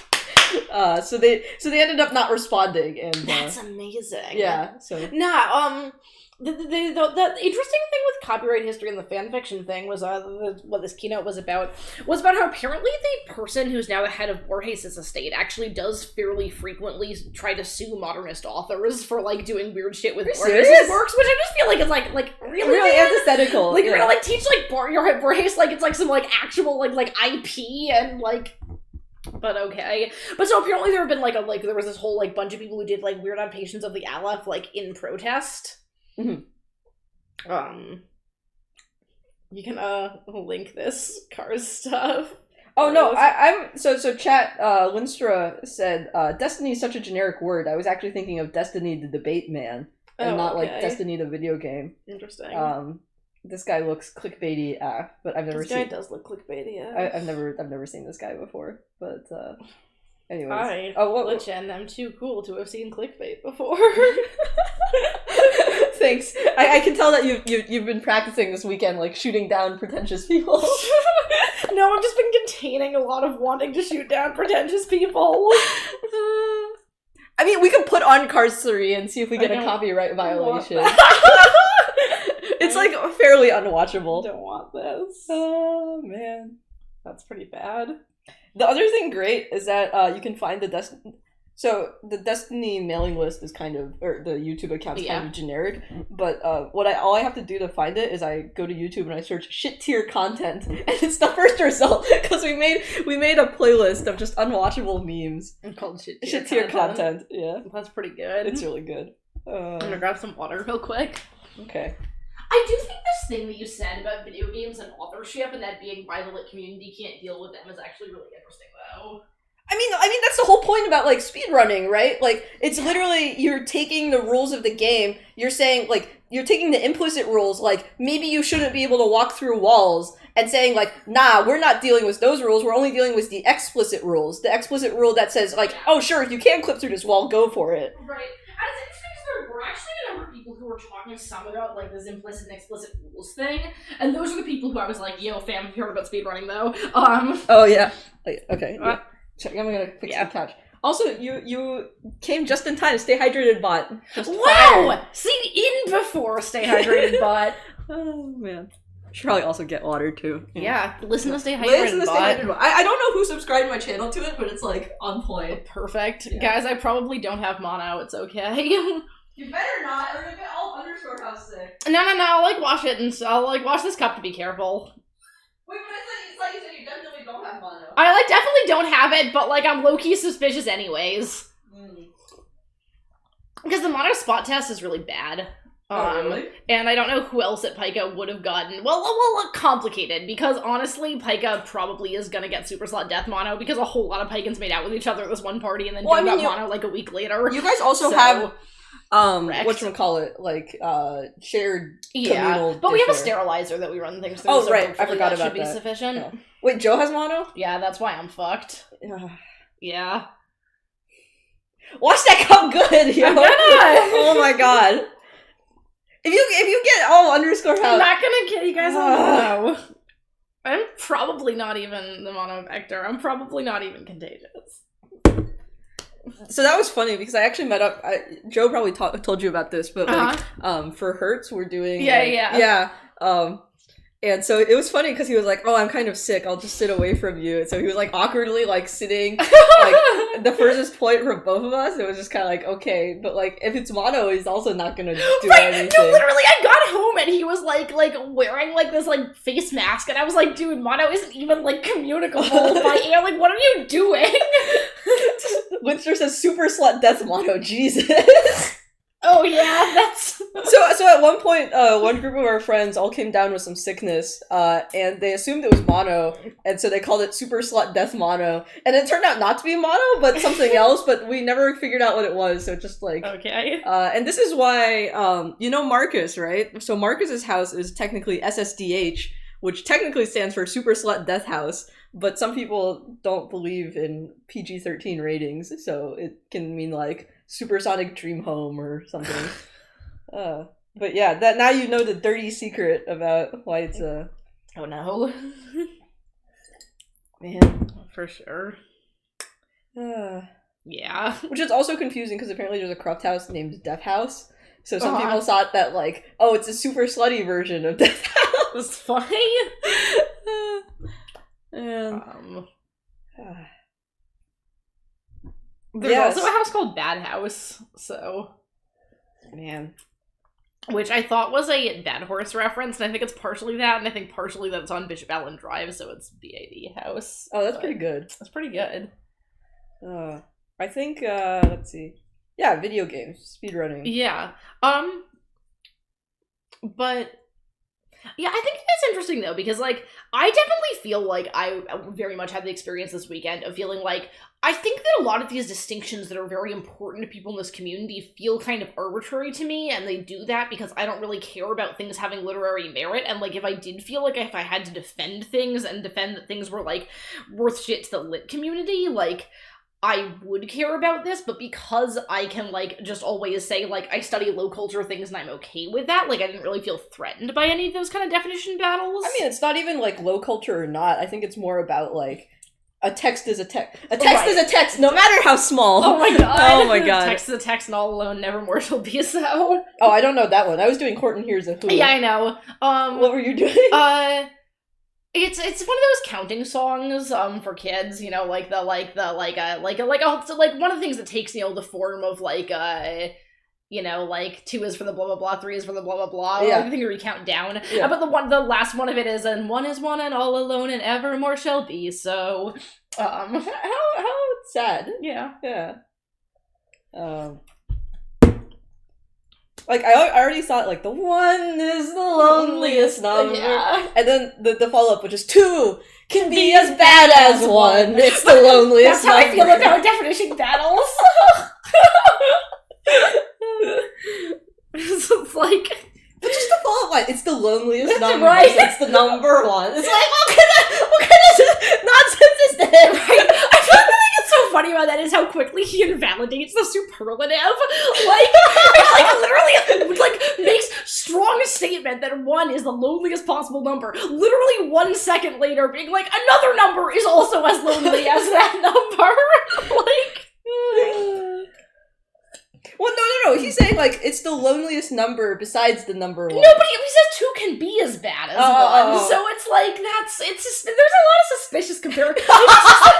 Maybe it's just like it can be as bad as 1. Like, it's not always as bad as 1, but sometimes it is, which makes it the loneliest apart from 1, which is always Well, I mean, that's his implication, right? Because it's like, it's metaphor for relationships, right? Like, man. Okay, I'm glad that we also have similar real. Yeah. Ooh, it's true though. Oh man. Yeah. But so I think part of like why speedrunning is allowed to sort of have this is because also, right, like the reason that Brinkham's question of like, when are you done with this game felt so weird to me. Yeah, there was actually an entire panel that people had talking about this question of the when are you done with this game, and like, because there's also another of like kind of other like not quite games but things that have sort of similar questions, right? Like if you're reading Ex Machina, like when are you done with Ex Machina? Or, like, you know, like if you're, like, messing around with a weird poetry book, when are you done with the weird poetry book? Or if you're, like, reading down a Twitter of generated, like, things by a Twitter bot, when are you done reading the Twitter bot? Like, there are actually, I think, a lot of forms of media in the world, and maybe kind of more digital forms that do rely on this kind of, like, you're done when you're tired with it, as opposed to, like, you're done when the author said it was the end. Which is why I also feel like maybe part of the literature, like, insecurity about it is, like, about authorial intent. No, I think that's actually a really wise observation there. I hadn't really been thinking about that a lot this weekend, but I feel like that's for sure true, is I think people do want to talk about authors and want to talk about authorial intent, and, like, actually, there was a whole panel that was about, like, this question of authorship and procedurally generated text. Like, there's a person I had lunch with one of the days who was doing, like, their entire thesis work on this question of, like, who do people think the authors of text written by bots are? Oh, this is very related to, like, my TaskBot thing for speedrunners. Yeah, where, like, the people who created the AI itself is sort of sidelined for this, like, anthropomorphized bot person. Yeah, and she was looking at this actually particularly in the case of news articles written by bots and kind of looking at people's reactions to those and, like, how people felt about, like, being told that a news article they just read was, like, written by a bot. I think mostly because a lot of her research is kind of with, like, working with people who do, like, things like writing news articles with bots and, like, pointing out to them, like, being like, not everyone is futurist like you, and a lot of people are pretty creeped out by this stuff. Yeah. But yeah, I think actually, like, that conversation with Brinkema about, like, when are you done with this game, and, like, just being, like, so thrown off that, like, she even, like, had this question. Right. I think it's kind of made me even more comfortable with, like, you know, not experiencing media, like, directly. Because, like, at first I've been like, oh, like, here's all these video games I really want to play, you know, I don't have time, I gotta make time for it.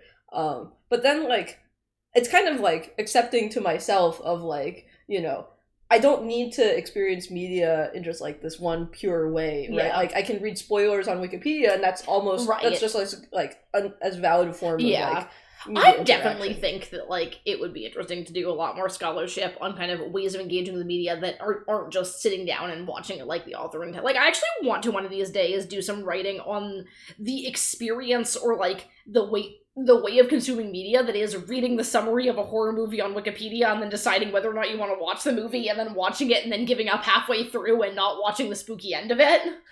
I mean, I think part of it is also, like, shoot, I lost this thought. Of just, like, being able to, like, stop...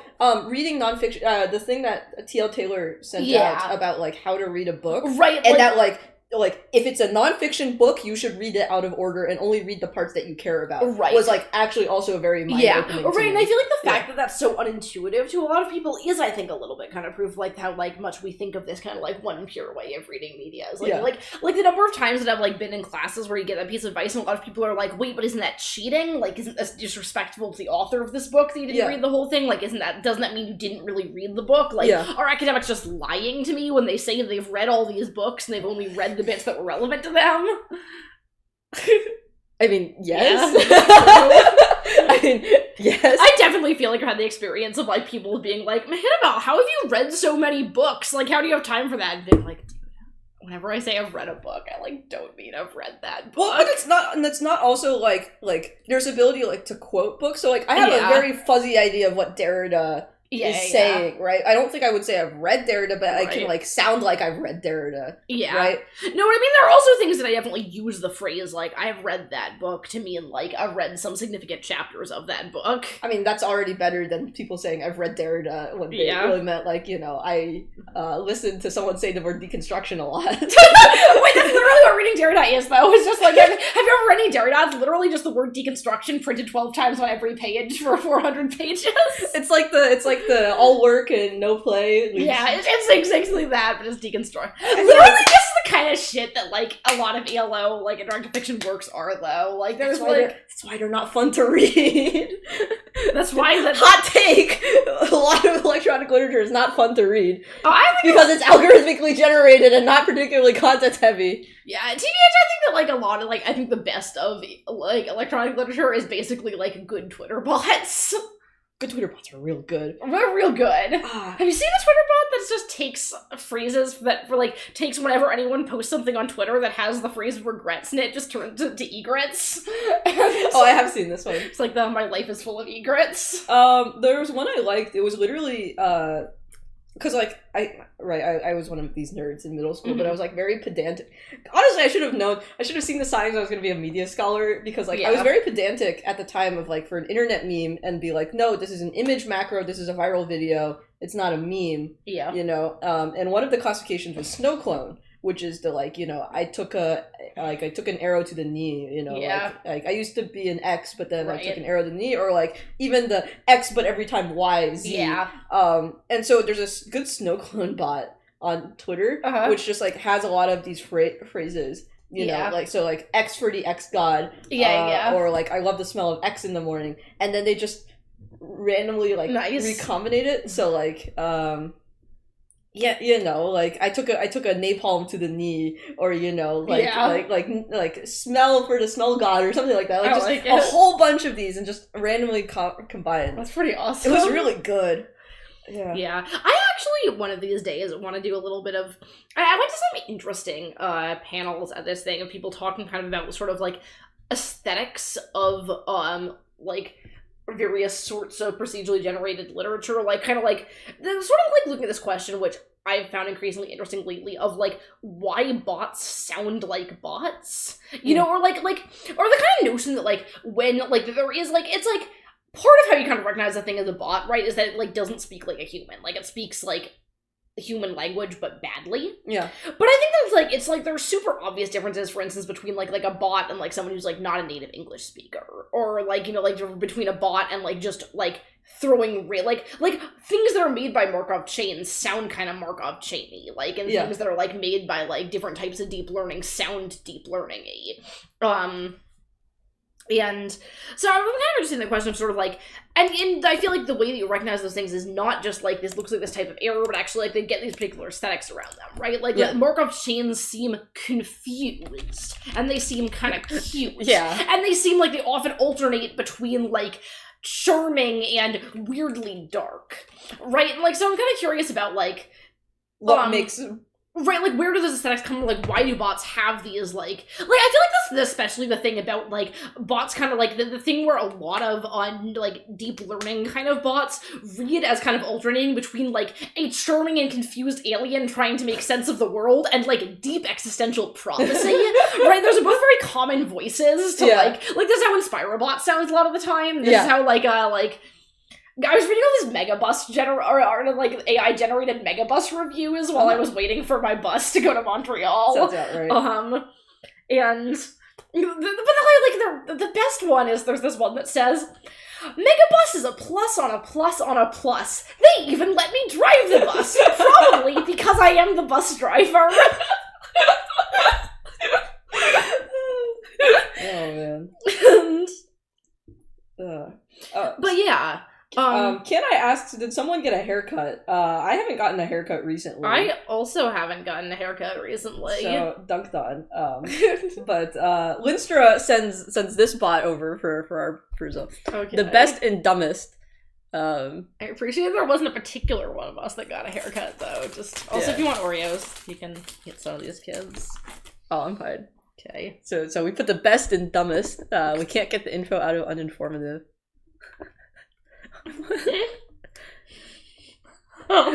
Wait, these are pretty good.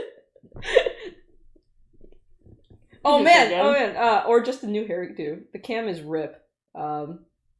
Apparently Linster got a haircut, which nice. Ken I clearly was looking for. Oh yeah, the camera is pretty rip.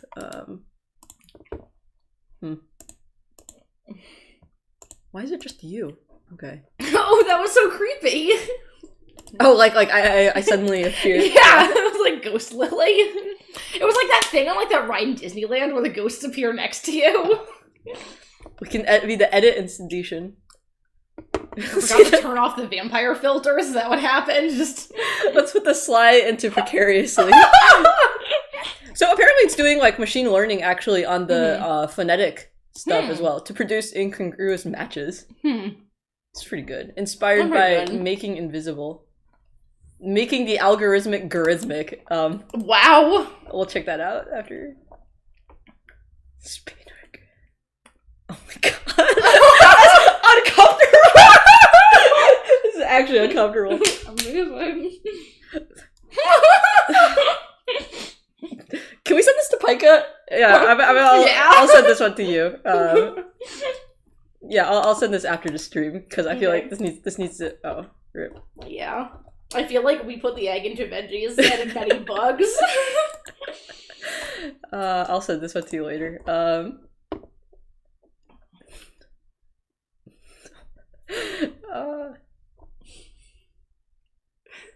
This is also an aesthetic. Yeah, that's pretty great. That's pretty good one. Chemical. Right. But I mean, that's what I kind of mean about this bot thing. Like, I feel like there's, you know, I mean, obviously a lot of where aesthetic comes from in bots is that sort of like, you know, like, they just kind of put some random text together and then your human brain goes like, that association feels like this sort of thing, right? Like, that's like pica, or like, that feels kind of alchemical or whatever. Oh, yeah. But I'm kind of curious, there are particular sorts of aesthetics that I feel like humans very commonly match for bots. Like, I definitely feel like the kind of like this bot sounds like particular ways that humans sound when they're confused, right? Like, it's not just like, this is wrong, but it's like, this bot sounds drunk, or like, this bot sounds like a small child. You know, like... Like, one thing that's interesting is that, like, when you learn a language, right, like, James is learning Chinese, and he's like, oh, I suddenly understand, like, you know, when Chinese native speakers are trying to speak English, like, like they're not conjugating anything, and they're just, like, you know, tenses, like, and then they, like, make so much sense. But, like, I think that's, like, I mean, I in general think these kind of places where, like, there are sorts of, you know, like, sets of rules that kind of, you can definitely recognize as, like, a kind of aesthetic, like, and you, like the way that, you know, like, there are certain types of weird wiggly fractally lines that look like tree branches and certain kinds of weird fractally lines that look like fire. And, like, you can tell the difference between those even if someone kind of draws them as, like, a squiggle on paper, but, like, you don't have any, like, real sense of, like, what the rules behind them are or how that connects to that. Yeah. Like, I kind of feel this way about bots. Like, I'm kind of curious about, like, what is it that makes something sound drunk versus makes something sound like a small child? Yeah. You know, like... I mean, there's also, like, you know, the cross-cultural questions about it, but, like, start small first. Yeah. This is sweet. That actually is really sweet. This is really sweet. Ministries would appreciate that. Yeah, I'll send this one to you, too. Oh, man. Yeah. Like, I feel like in some ways, actually, this is what feels so good about Inspirobot to me. Yeah. Like, you know how Inspirobot is kind of, like, that much better than other AI things? Like, it just, like, it's weirdly addictive in a way that I feel like... It's pretty good, Right, like, it's just, like, I feel like the average hit is good enough that it really keeps you, like... And I think part of it is I think Inspirobot is very good, even when it doesn't make sense, always hitting a particular kind of aesthetic. Like, I feel like there are not things in Inspirobot that I get and I'm just like, I can't really place this. Like, I feel like everything in Inspirobot, like, seems like... I think also the interesting thing about Inspirobot, it's a very complex person. Yeah. Right? Like, when I read those, I actually thought it was just, like, a whole bunch of, like, transhumanist memes, because, like, all of the ones I get are, like, very, like, you know. Yeah. Yeah. So, let's see what, making the algorithmic gurithmic, a bot by tiny subversions, apologies to life winning. Are we just gonna let's just keep going on a train? Actually, I would totally do a like Twitter bots hour. Right. Well, I mean, like we started on this guy who was inspired by making invisible, right? And okay. So. Okay. Oh, this one is just like. Yeah. Okay. Interesting. I think the formatting on this is less good. Well, I mean, it's also less interesting. Like this one is doing some pretty interesting like. Yeah. Stuff, whereas this is just like, oh, okay. Right. The pictures are pretty good, though. Making the uninterested interesting. Yeah. One of the things I saw over this weekend that was actually pretty hilarious was this guy who made for NanoGenmo a bot to generate kind of House That Jack Built type stories, like that it gives a noun and then goes through a word database of like verbs associated with that noun, and makes these kind of long chains of them. Mm-hmm. Looking at negativity on the internet, probably all bots anyways. Okay, but you can't dismiss all criticism as coming from bots. He's a bot. I appreciate. Is that just like a reskinned Mafalda comic? I think so. Yeah. Nice. Okay. That doesn't look like we can't follow this bot train anymore. Okay. Well. Yeah. I think the other thing about Inspirobot is I think part of why it's good is there's a very good selection of images for being let's look at Inspirobot. Because I think Inspirobot also works really well because it just has a really evocative set of images. And that those are, I think, just directly chosen by humans, which is kind of cheating. Like, I think the images actually do a lot more work in Inspirobot than you think they do. But I think that's also part of why Inspirobot's good, actually, is that I think that, like, a lot of the images, like, in a lot of, like, image and text, bots don't do that much work. God, this is new. What is mindfulness mode? I don't know, but it's new.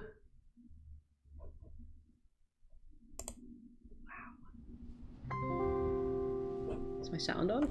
Observe how your awareness and physical space are two Wow. separate things. Oh, my sound is not on. I'm excited for mindfulness mode, yo. Don't cut off all ties to your wife. Let yourself aim for the stars. Oh, hey, Hal.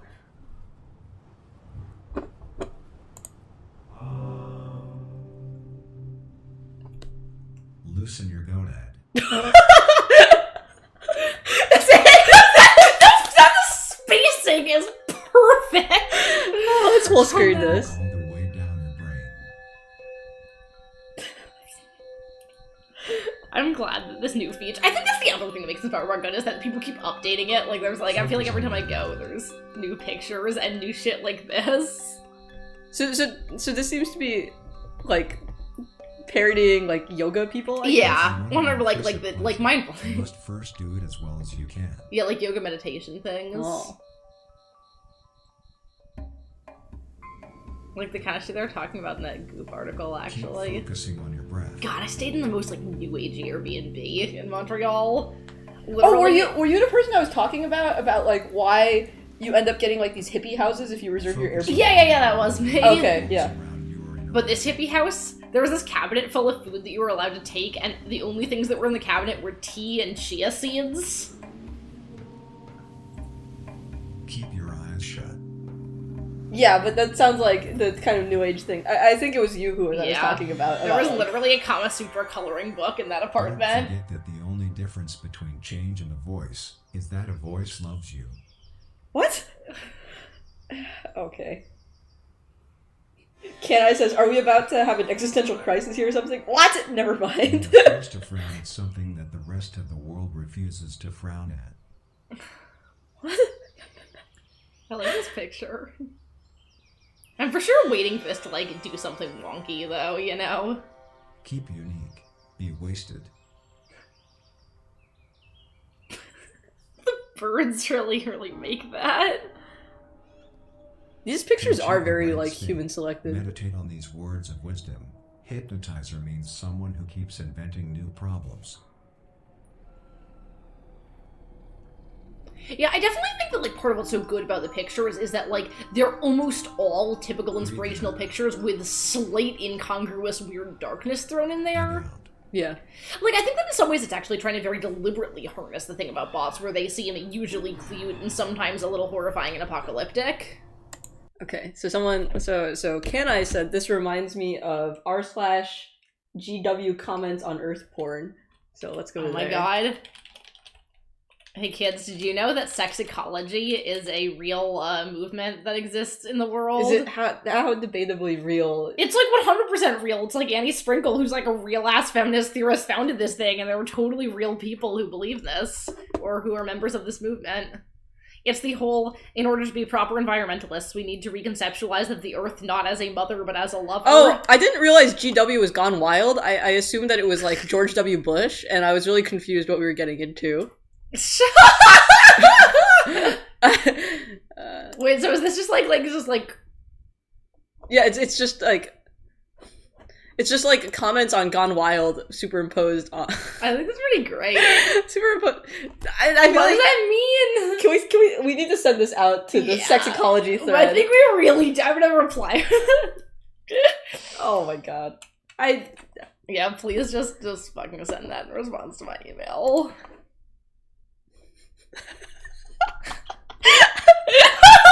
It's actually great.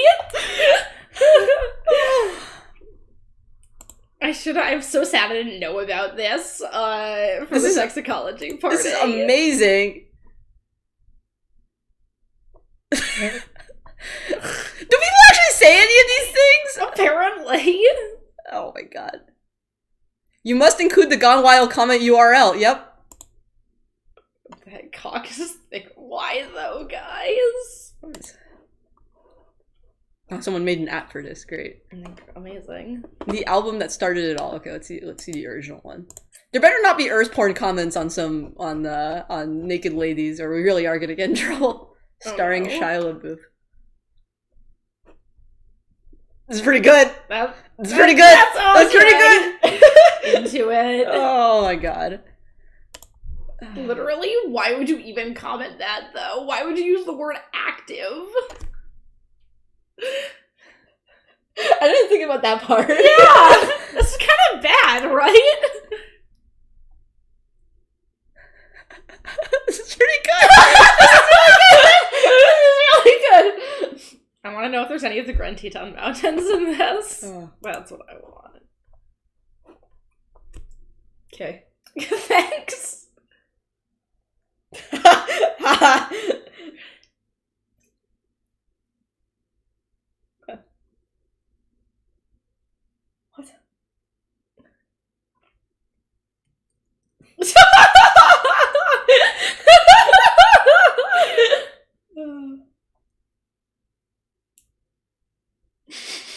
What? What kind of comment is this?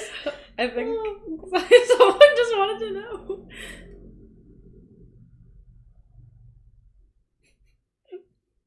Oh my god, it's the Cliffs of Dover? It's the Cliffs of Dover. I hate that.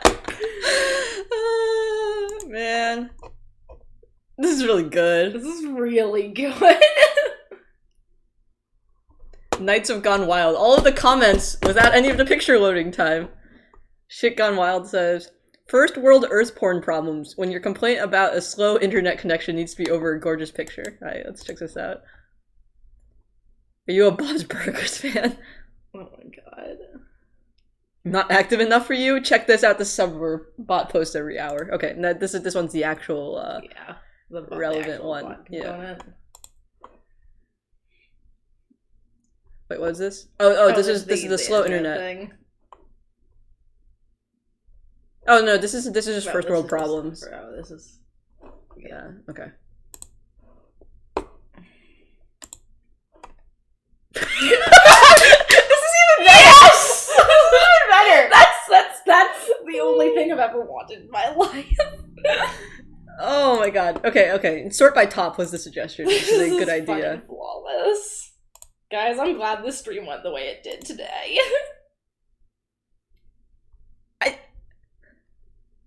What? Like,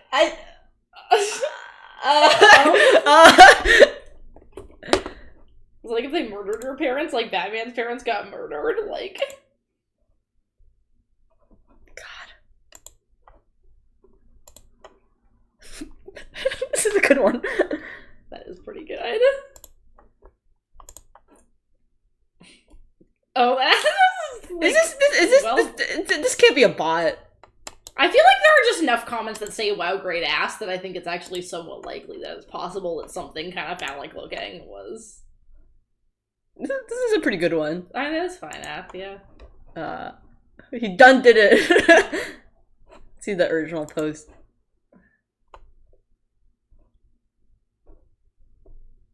Weird. Oh, safer work porn. Oh, I see. Wait. Oh no.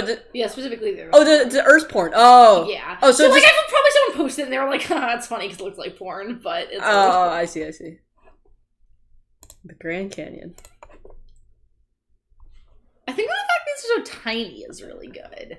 I think that actually makes them better than some of the human-made ones. Because I think, you know, like, why it's... That's actually... That's funny. That's good. Because it's totally like that thing that people say about, like, romantic landscapes with tiny human figures in it, right? About how it's, like this driving home the sense of awe, of, like, the majesty of, like, the earth and how much bigger than you it is, and, like, the sense of the sublime. Like, I think it's the fact that these feel like that, but the text is, like... titties, you know, that like just makes this flawless to me. I mean, I just really like this one a lot. Like this is an expression so, like, of the sublime, and that's what I mean though. It's like it looks like a fucking like a painting by that guy. Like Casper Friedrich Gauss, that guy. Maybe. I think I was thinking of a different guy. I think I was thinking of Turner, but but yeah, but also him. And then. Oh no, that's a map. Who's the Gauss guy? Who's dude on mountain painting? Yeah. That yeah. Wow, nice. Wanderer of the Sea of Fog. Yeah, that's not exactly what I'm saying. I was saying like look at some like the Turner ones. Caspar David Friedrich, not Caspar Friedrich Gauss. Okay, I get. Yeah, but like these things which have like not like a on a large he one. found like a waterfall. Yeah, he did waterfalls. Yeah, I mean, he did. I mean the famous one. Oh come on, whatever. The famous one is like the steam Yeah, like that train. one, or like whatever. Yeah, but like in these ones, like, or the one before that, like how they have these like tiny humans in them, but you're supposed to feel like the landscape is like all like awe-inspiring, and like that's the way that I feel about the nice ass one. I mean, this one, this one, or like the steam train. Yeah. You know. Yeah. Yeah. But I was thinking about like his nature stuff specifically. Okay. Though this is good too. Sentiment, this guy. Like just in general, like romantic. I appreciate landscape that this also portraits. comes out when I search "dude on mountain." Yeah. I guess they're on mountains. Oh, what do you think of this commentary? Ooh, he's got a clawed glass. He's got. What you can't see in the original is actually his other hand is, he's looking down at the earth through his claw glass. Yeah, so. true though. We should look at some Claude Lorraine paintings. Okay. Yeah. They're not like that, but yeah. I guess that shit does it a little bit. Actually. These actually remind me more. Yeah, these actually like that one. Yeah, that like kind of does that same Earthborn thing a little bit. Yeah. They're still like a little more centered on the human subjects. Like they don't have that total like like nature is supreme over you thing. Can I ask? Is this an art appreciation stream now? I don't mind. I mean, I think in general this stream was kind of like. I think neither of us really knew. Like, yeah, I just got back from a conference. I'm a little like loopy and shit, man. Yeah. No, yeah. When I get back from conferences, I just like die. You know? Yeah. Like, yeah. So I think this was kind of a chill stream that we needed. Yeah, for sure. Oh man.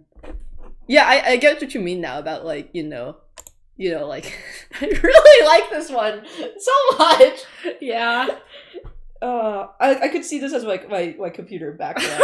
Really, yeah. But just like the nice ass. You should make it your computer. I work at places. I don't like. It's already a lot it's tiny. It's already a lot that I have like the Millennium Falcon in the background. You should just hide the nice ass behind a couple icons and then move them away when you want to see the nice ass. When I want to see the nice ass. Yeah. Let's see what the current ones are. These are too small. I can't read. Yeah, too romantic. Thank you for sharing with us. Aww. You know, sometimes people are nice, I guess, on... Yeah. You and your ass. the two entities. Yeah. This is like a Chuck Tingle novel. I imagine like the guy from the Chuck Tingle novel posting a picture of himself and his sentient butt boyfriend. And the first being like, you and your ass look great.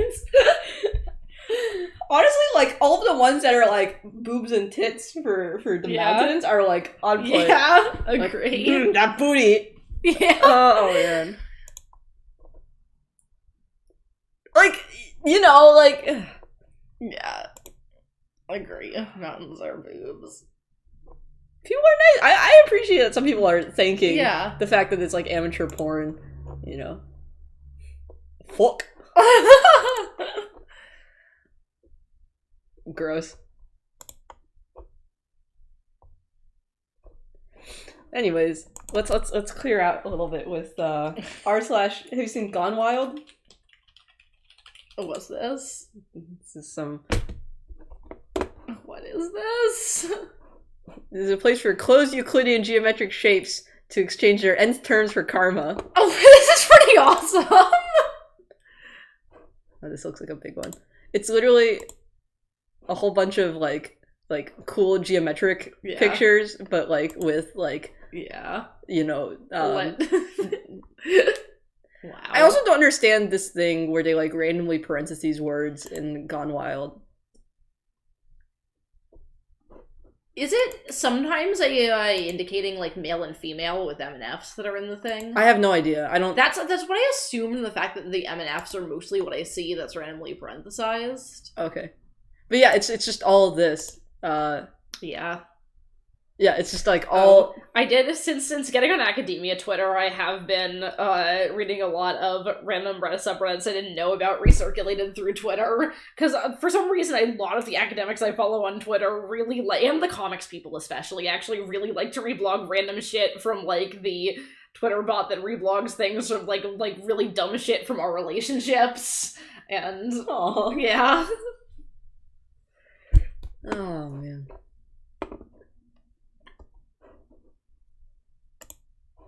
All these names are really great. I remember the one time I was showing this to Clem, and my friend was like, you know, why are you on Gone Wild? Why is everyone looking at it? They looked at it, it was just a whole bunch of like, That's amazing. they're like, oh, because it's like God, like polygon. This is actually awesome. Oh, this looks complicated. extended.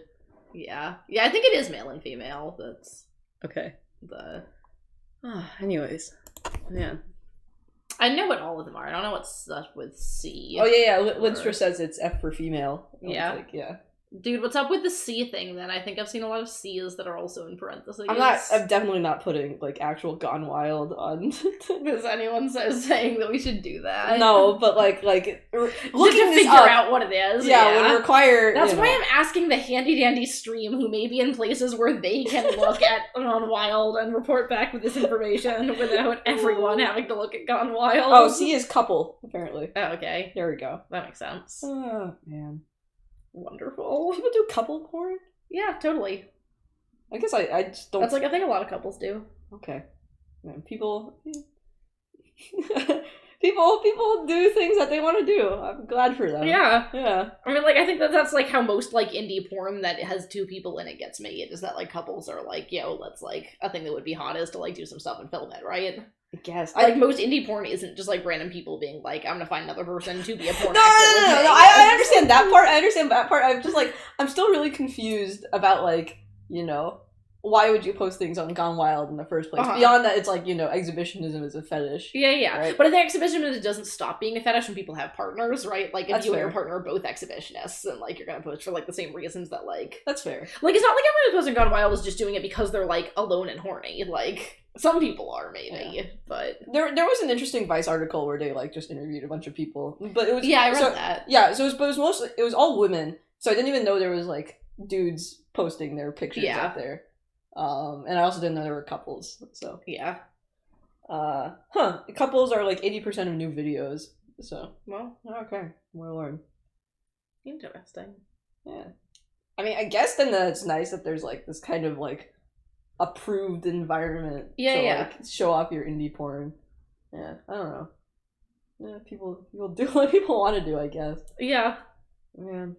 I know. I know on Tumblr it's, like, pretty common for, like, I think there are a lot of couples who, like, run porn blogs together and, like, will, like, you know, like post things, like, of themselves, but also will, like, both kind of, like, reblog things too. And I think, like, partially is, like, a way that, like, they communicate between each other about, like, things they're into or, like... So I think one thing that feels weird, I guess, is that it would just be more of, like, having your face exposed. Like for most of the women ones that I've seen, right? Yeah. It's, like, definitely, like, intentionally cropped or, like, like hidden so that you can't see their faces. Yeah, but like for a couple, like it's actually doing like a full scale video. That's like you don't necessarily have to do that, right? Like you can be a couple and just like pixel out your faces on both of you, or you could like I've definitely seen photo shoots that are like couples, but they both like you know like cut it off at the head. Interesting. Like,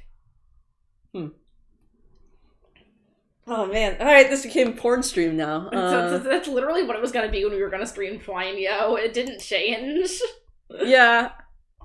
I don't know. Like, I think it's interesting that you think that, like, the weirdness of, like, the Twine porn would make it, like... I really do feel like the thing about... I guess the context is, like, Twine is a medium, and we were, like, thinking about... probably, I guess, like, in a future week, we're gonna have, like, me play Twine games that you select. Like, I think when you play them, you'll understand what I mean about the weirdness of the porn. Like, I think it's the fact is that because it's not just, like, looking at, like, it's not like it's gonna be, like, looking at some boobs and being like, let's have some academic distance to analyze this. Like, Twine's, like, it's very immersive, and it's, like, I feel like a lot of Twine games work by, like, you gotta, like, put a lot of yourself in them and, like, do the feelsy thing. And, like, that's the part that I think seems like it could be a weird experience to do in front of other people. Or, like, I think would make you, like, more, like, I feel like when I play Twine games in front of other people, I am way more self-conscious about how weird the porny aspects of a lot of Twine games are. Oh, I see what you mean. Yeah. Yeah, okay. Like, I can definitely get what you mean about, like, the weirdness of it. Because, like, even when you're, like, showing sort of, like, you know, a video that's, like, very niche of, like, your subculture, and then you're just like, oh, you know. Yeah. No, I, like, one time I had the experience of, like, they wanted this person to play a Twine game, and I was like, hey, you should play this game at some point, and they were like, do you want to play it right now? Do you want me to read this out loud to everyone in this room right now? And I was like, you really don't want to do that? And he was like, no, I'm gonna do it. And, like, it was just, like... a bad experience. I mean, it wasn't a bad experience, actually. I think it was a pretty great experience for running around, but I personally was like, oh no. Like, being a person who recommends that someone play a Twine game in their own room and being a person who recommends that someone read a Twine game out loud to all the Pika dining room are two very different things. Yeah. You know? So yeah, Pornhub does this was suggested from chat of like Lindstrom. Yeah. I know Pornhub already does a lot of interesting data analysis. OkCupid used to do interesting data analysis, but like they stopped like I remember years back ago. in the day that Yeah. I checked up recently and I was like, oh, they're not doing data yeah, there was like anymore. a good Wired article on it like 4 years back maybe. But a lot of hosting. Okay. 24.7 billion searches is the same number of burgers sells every second. yeah. I do think it's interesting that Pornhub, like, in various ways has a little bit of a vested interest in making people recognize that, like, humans consume a lot of porn. I mean, it's in their best financial interest. Right. Too. But I think it's interesting that, like, that being open to these statistics, like, is good for them, and that, like, because they have so much of a product that, like, people don't talk about consuming, you know, that, like... Yeah. I mean, it's like the same plot of like Kingsman, right? Where like the plot Kingsman 2, where the plot is that like I want drugs to be legalized so that I can run like an open air business and like get more customers. Yeah. Yeah. Yeah, no. I look at Kingsman 2, it's not a very good movie, but it's very interesting and just like even in like really a dumb spy flick, you get pretty the good guys are not necessarily the clear winner like good guys in it. Yeah. That's interesting. Is it the bad guys who want drugs to be legalized? They can because the bad guy is a drug overlord. Gotcha, but he's just like, I would rather these be legalized than like... No, so the problem is that she like has this drug empire, but then she taints a whole bunch of the drugs so that the people who are drugs have been using drugs are like have an illness and they're all going to die. And basically she's holding all of these people who use drugs as hostages to argue like legalize. That actually is kind of interesting. I guess. And so what's interesting is that the US president in this is very much like Rodrigo Duterte, where he's like, no, let the druggies die. Like, why do I care?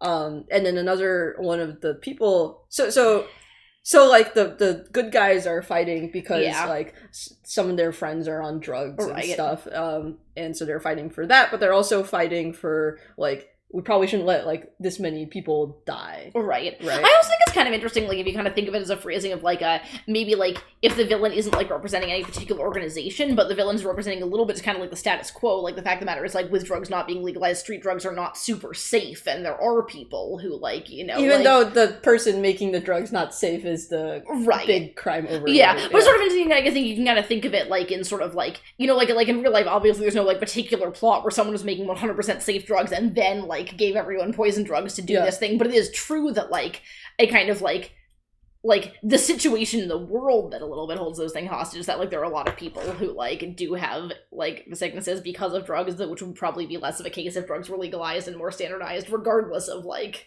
regular. Right. I mean, I think I looked at that because I saw Kingsman 2 and then I saw Black Panther. Ooh, I really need to watch Black Panther. Oh, you really need to watch Black Panther.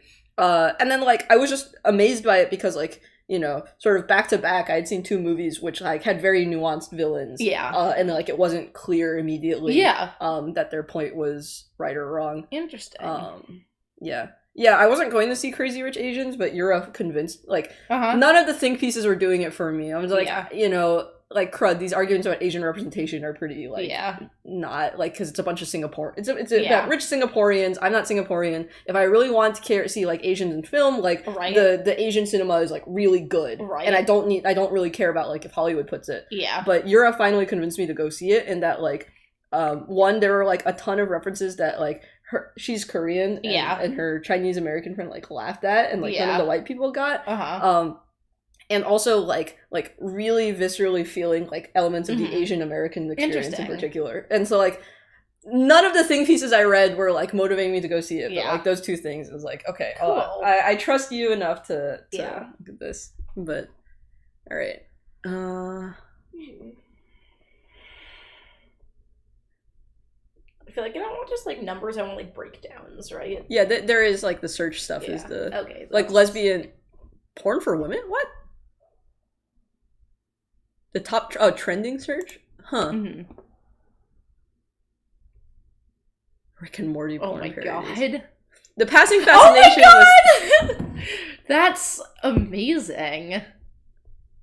ASMR porn just sounds very uncomfortable. Uh-huh. I feel like a lot of ASMR porn isn't actually even porn. Like, I think people don't really make it, like, about sex. I think it's just that people, like, classify it as, like, porn because it's a body genre. Ooh, that's actually kind of true, isn't it? Oh, yeah, I mean, like... But, Yeah. like, as ASMR is, like, not a thing you consume, like, for the plus, a thing you consume to, like, provoke a physical sensation. What is this stream about? Sir Captain General... Well, it started out about conferences. Yeah. And that kind of drifted to being about bots, and now it's just straight up about porn. Well, we were looking at, like... Yeah, and it's about porn right now. We're looking at Pornhub stats. We are doing comparative media studies, and then yeah, this is comparative media studies. Yeah, we're comparing some media. Yeah, I think this is definitely comparative media studies. Yeah. Yeah. No, I actually really like this porn as a body genre analysis thing, though, and I actually want to write more about horror and porn and the ways that they are related by being body genres. Wait, what do you mean by body genre? It's this paper we read in Brinkema's film experience class, and so the notion behind it is that, so there are a lot of genres, right, that you can kind of think of as being defined, like, based on kind of content and, like, subject matter. Like, you know, like, obviously, like, sci-fi, you know, isn't about things that, like, provoke a particular feeling or thing. It's just kind of, like, things that happen in the future in space. Or, like, ditto fantasy. Or, you know, like... Mm-hmm. And then there's some kind of things where, like, kinds of plots. Like mysteries or whatever. Mm-hmm. And then Linda Williams, who's this person, argues that there's also these kind of genres called body genres, which she defines basically as horror, melodrama, and pornography. Mm-hmm.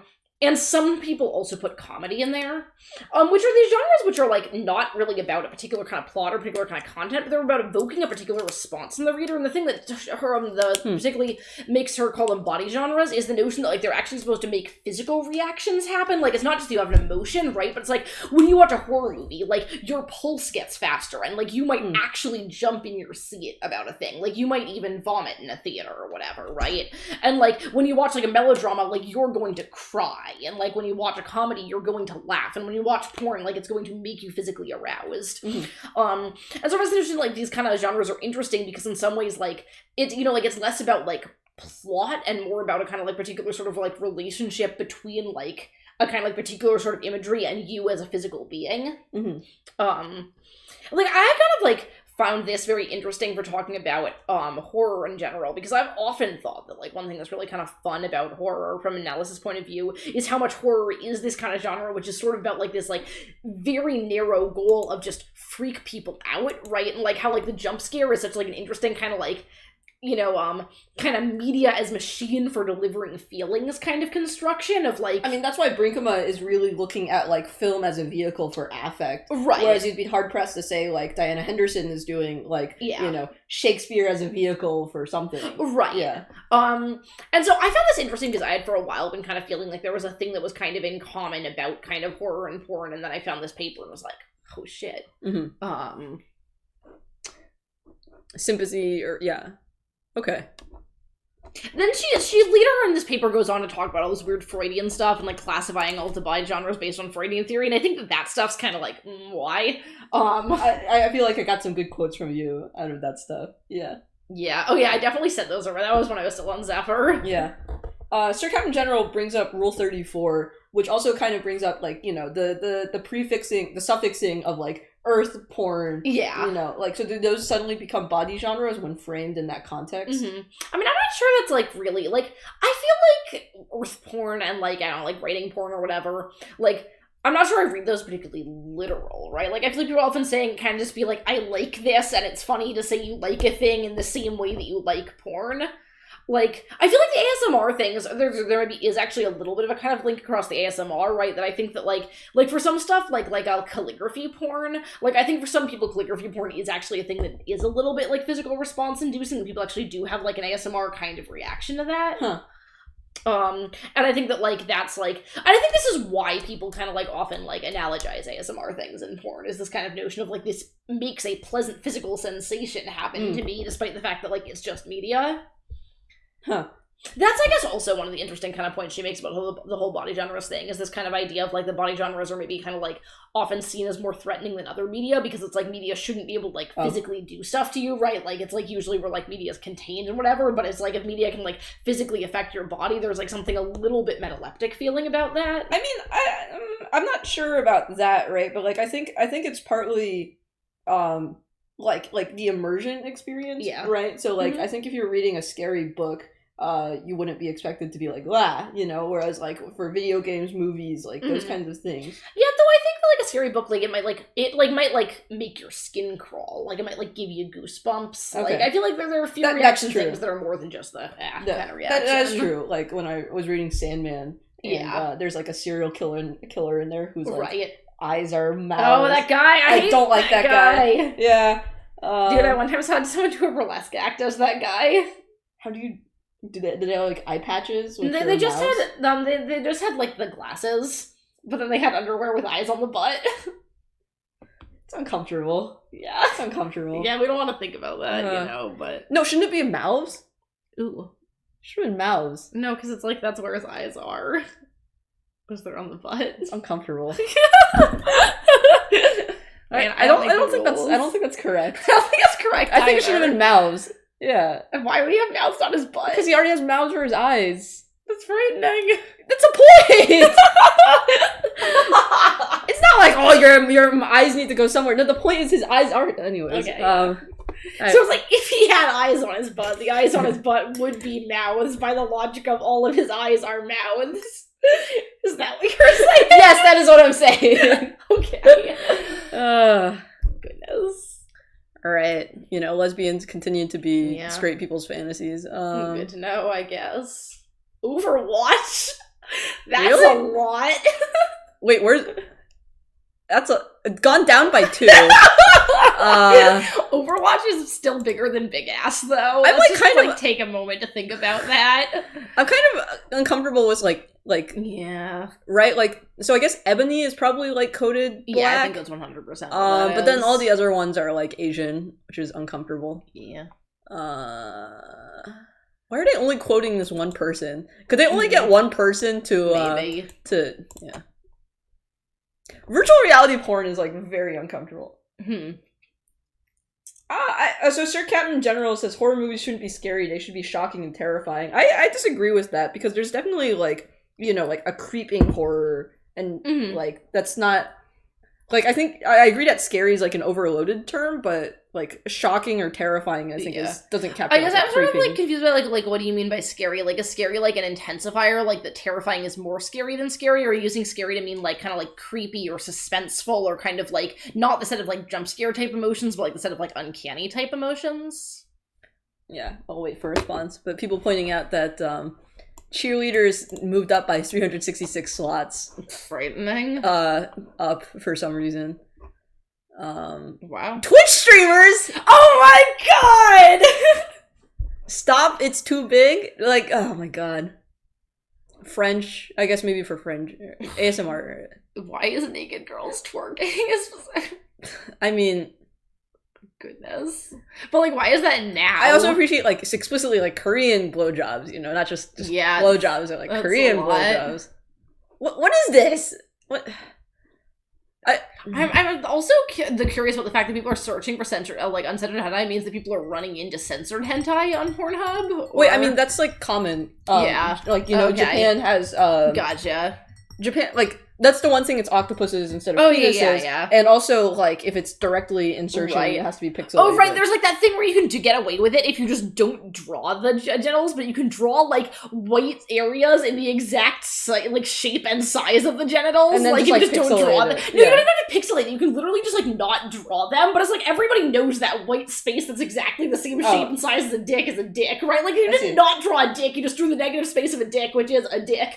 Like, it's like this, like, censorship law fundamentally does not understand how the human eye parses, like, lines. Like, drawing the negative space of a thing is a thing. I think one thing that I'm also interested in is I'm kind of curious because, like, I know, like, the Chinese government, like, super censors the internet. Like, I wonder how many of these posts are, like, from people, like, trying to access, like, porn. Uh-huh. Like, I don't know what the Chinese government censors porn or not, but, like, I think a large part of these are probably just like yellow fever, but like yeah. Seems true. Oh yeah, I don't enjoy yellow fever. I wonder why. Yeah. Okay, I don't know any of these people. Yeah. Kim Kardashian? What? Man, it would be weird. Yeah, because Kim Kardashian, like, there's like that sex tape of There's her, a right? sex tape, but like not like. But like, I think a lot of people want to watch it. Still? Yeah. It's been several years. But she's very famous and attractive. Okay. Like, wait, there's no pictures of these guys? What do these guys what look up like? with that? What up with that? Yeah. Sexism. I know James Dean is famous. At least I've heard of him before. Yeah. But oh yeah, so Japan. So that actually probably is explains the like higher numbers of like for desi sex, which was up there. Because if like this is coming from there. Because that's also like a sort of specialized term. Right. Yeah, there no. So like aside from Japan, there's no China or Korea up in here. So that's pretty clearly it's like yellow fever. So oh, Korea's coming up.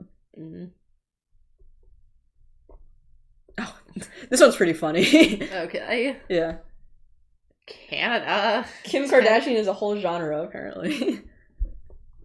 People, I really appreciate the low numbers on Russia there.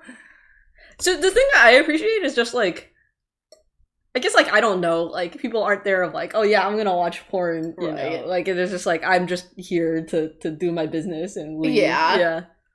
Which is like regardless. Yeah. I mean, it might also be like, I mean, I guess that's probably like, yeah, I guess that basically looks kind of like how long it takes people to masturbate driven up by people watching porn for like 5 hours is probably what those numbers are. Well, I mean, I just think it's interesting because I don't watch too much porn. I like do like more reading. Yeah. Yeah, so then it's like kind of like a different experience of like, it's not like as quick as a visual thing of like, oh, is this gonna be good or not? Yeah. So I don't know, I actually feel like I spend much less time on kind of like doing reading content than video stuff, not just for porn but for other things in general, because I feel like with videos, like because it's got a time limited thing, it's like harder to skip ahead or whatever, right? Like if you want to read a thing and you want to like skip straight to the sex scene, like you can, or you can just do that, like, but I feel like even with videos, like kind of like I'm not very good at skimming through videos to figure out, like, if this is good or if this is the thing I'm looking for compared to, like, how good I am at that with literature. And I don't know if that's a universal experience. For me, I need plot with my porn, so that's like why it's like, oh, they need some time to get invested and, you know. Gotcha. I mean, I don't know, like, I guess this is like, now we're just talking about, I guess we're just talking about our porn consumption habits now. Whatever. But like, I don't know, like, I also, like, I don't actually understand the experience that people have of, like, reading porn to jerk off. Like, that's not why I read porn. Like, I just always read porn because I just want to read media that happens to be about sex, but, like, that's always just, like, struck me as too much multitasking. I don't know. So when you're purely appreciating the body genre for the feelings that it has for your body. Yeah, there you go. This is actually surprisingly consistent with the whatchamacallit. This is so watermelon-y. It's also consistent with whatchamacallit. My friends did like the sleep study thing, like Z-score. And like sure enough, like this is pretty consistent when people like you know, especially with like 4 a.m. to 5 a.m. is the time when like nearly everyone is asleep, which is funny. Right. One of our fidget spinners. That's so upsetting.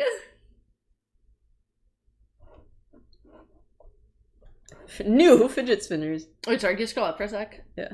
I was interested in this because like just randomly, I the other day was like talking to people about like why there was so much like vague incest porn on Pornhub and if that was a big genre, and someone was like, oh well, it's a big genre in some countries and less in the US, but I feel like that suggests that actually it like is a big genre in the US. It's a big genre because it's like taboo, and taboo things are yeah. I guess I get that. Watch it for the plot, huh? Right, same reason I watch Game of Thrones.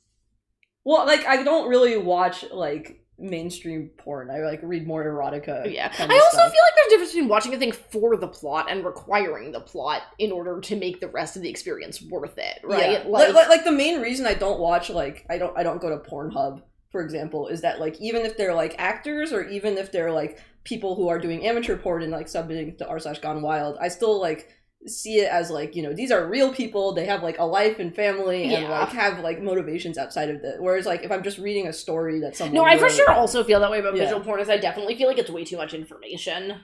And so it's just like, you like know, not just also the like the real people thing, but I just feel like it's like too specific, you know, like it's like these are these are like two people having sex at this time, right? Like I don't feel like it's like I feel like you need a certain ability to do closure, right? Like you know, like this whole notion about how like when media is less specific with some of the information it gives you, it's better for immersion because it like lets you project yourself onto those things that aren't provided. Like I feel like when I watch porn, it's like I'm definitely watching two people having sex, whereas if you like read porn, it's like you could imagine that you're one of the people having sex, which is I feel like, and I feel like by like projecting myself onto porn is my main way that I like to engage with it, because I like to engage with most media by projecting myself onto it. I mean, I feel like the voyeuristic thing is much less important to me than the immersive thing. That's one thing I've always wondered, is that like given like how much they're like, you know, people really like watching porn, it was like it's very it is like dependent on like a voyeuristic sort of streak. And I feel like it's like different for different people, right? Like I remember like a while ago I like came across some like comment on like Tumblr where people were making fun of some guy who was like, well, I'm not gay, but I just like watching gay porn, like does that make me gay? And I mean, like obviously like I understand why people were joking about this because it like seems really like no homo, right? But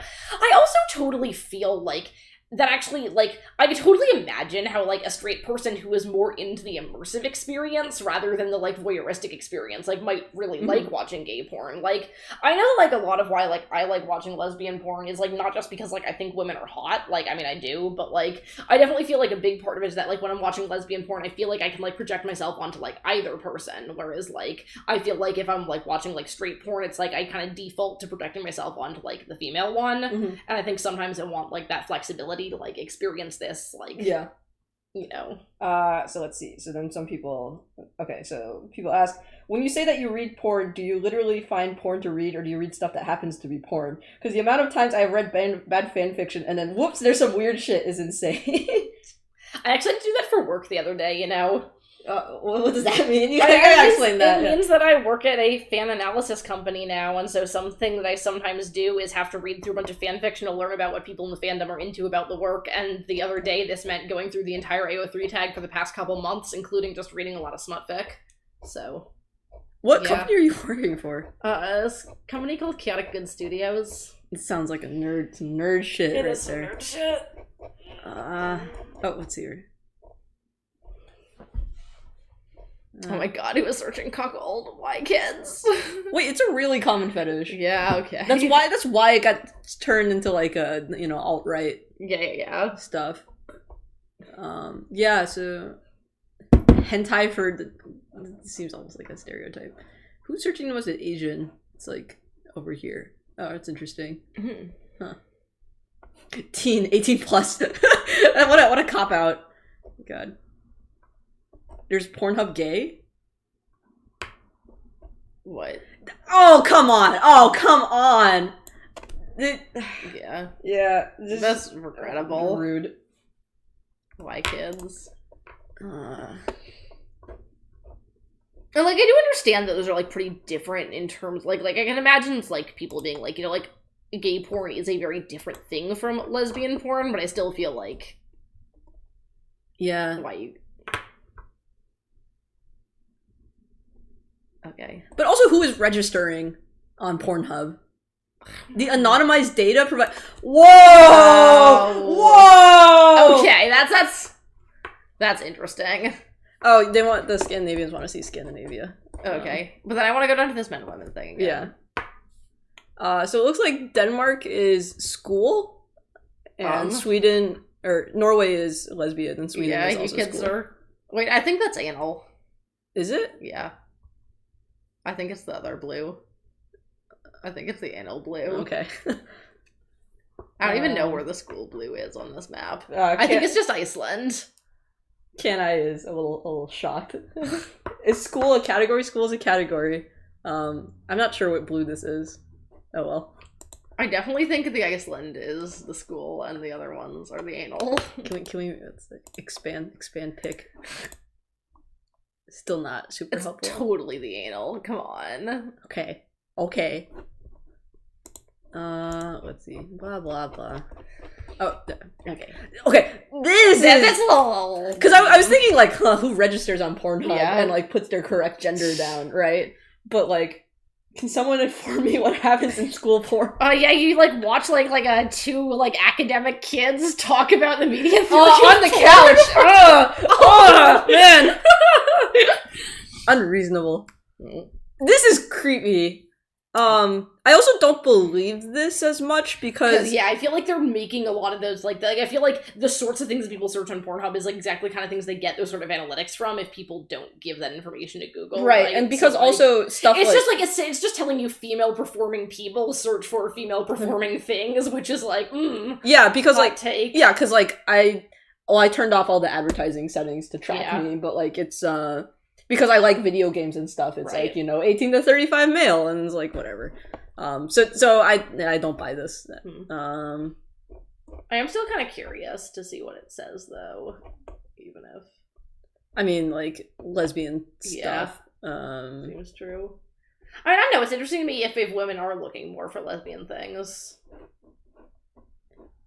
Yeah, more of the incest stuff on this side. I think this is interesting that like, despite the like whatever the Google Analytics stuff. Mm. So Sarah Captain General is like, wow, Google Analytics is on like every website you will visit, and now you're surprised. I'm less surprised about that, and more of like, I don't trust this data as much because I guess probably there's a delay in stream, but like, the fact of like it's performative of like how it's getting these analytics, So if you probably search like lesbian stuff on Google, then they're probably gonna think you're a lesbian, unless they do the mind think thing where it's like straight men like it. The mind thing. Yeah, I don't know. That's what I mean about the voyeurism versus identification aspects of story. It's just whether you're doing the mind think thing or not. Go away. Wait, where are women watching the most porn according to this? Well, more is 50%. Okay. Which is in South America and Papua New Guinea, it looks like. Interesting. Yeah. Wait, that's such an interesting divide, actually. Yeah, From yeah. New Zealand and... So average is 26%. Yeah, okay, unsurprisingly, like, men are searched for more. 35 years. I feel like this is just the internet. Yeah, seems true. Yeah. Really young in India. Although that might be like an accessibility thing. Yeah, I think that's maybe true. Fidget spinner.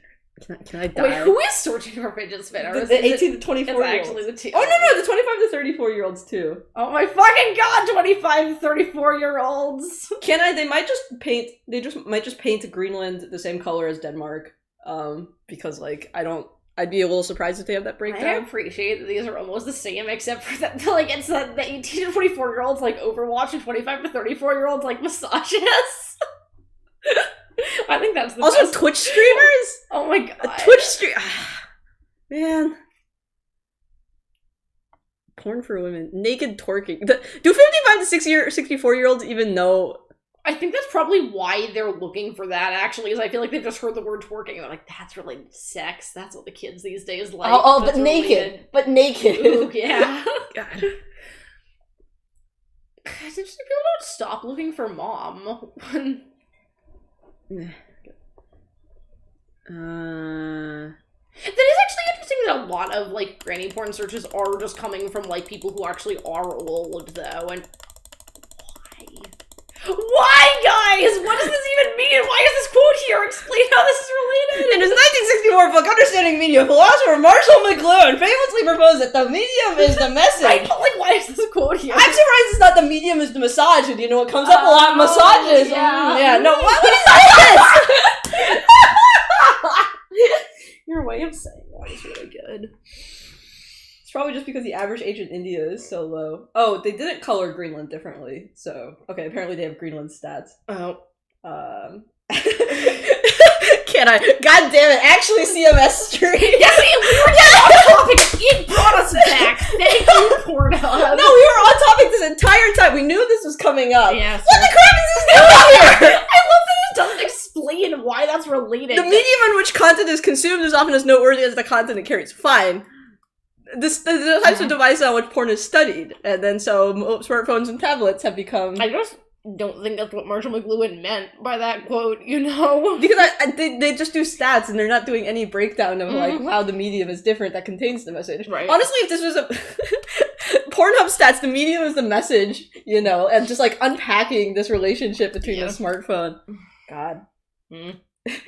Thank you, Pornhub, Mehitabel 2018. God. Like, this is really surprising to me. So, like, these two alone.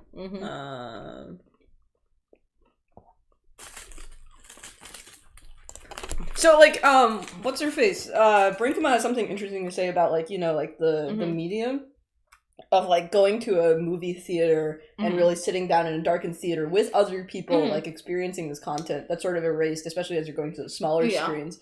So it's actually interesting to me, though, that actually used to be how people consumed porn. Right? Like, if you wanted to watch porn, like, in an era, like, before, like, VHS tapes or whatever, or even an era with VHS tapes, often you would just go to a movie theater, like a porn movie theater, right in the back of an adult bookstore, and you would watch porn, like, with other people in a movie theater. Porn movie theaters? Yeah. That sounds like the grodiest thing ever. Right, it sounds exceedingly grody. I just, like, can't imagine what the experience of, like, watching porn to be porn, but, like, in a theater was like. Like, I feel like this honestly changes the way that I think about, like, all analysis of porn before the 80s. And it's just so odd to me that, like, that's not a thing that we, like, talk about, like, a lot in media studies. I was like, what the fuck, though? You would go to a porn movie theater and sit with a whole bunch of other people who think it's a good idea to go to a porn movie. There's actually like, a lot of laws about this, because this is actually when a lot of the internet debates over... Canada is freaking out about in theaters. Yeah. Yeah. No, when a lot of the internet debates about, like, the way that, like, not safe for work content or, like, not safe for children content had to be marked and censored on the internet started, a lot of the laws that people, like, brought up as legal precedent are these laws about where you can put porn movie theaters and how porn movie theaters have to, like, take IDs and things. Yeah, the comments have also been pointing out that, like, when they look at the age demographics of, like, 18 to 24, like... It's probably also everyone younger than 18. Yeah. Yeah. Porn theater janitor, the worst job. Frightening. I said, I thought people just read porn magazines back then. They also did. But, like, yeah. It's like, I definitely think that from some of what I've heard, like, porn theaters were a little bit kind of, like, a grody kind of place that people, like, also went to, like, hook up and whatever, like, I think there were kind of some more, but I think people also, like, maybe went to them to, I don't really know that much about porn theater culture. I know, like, every now and then I read things about people hooking up in porn theaters.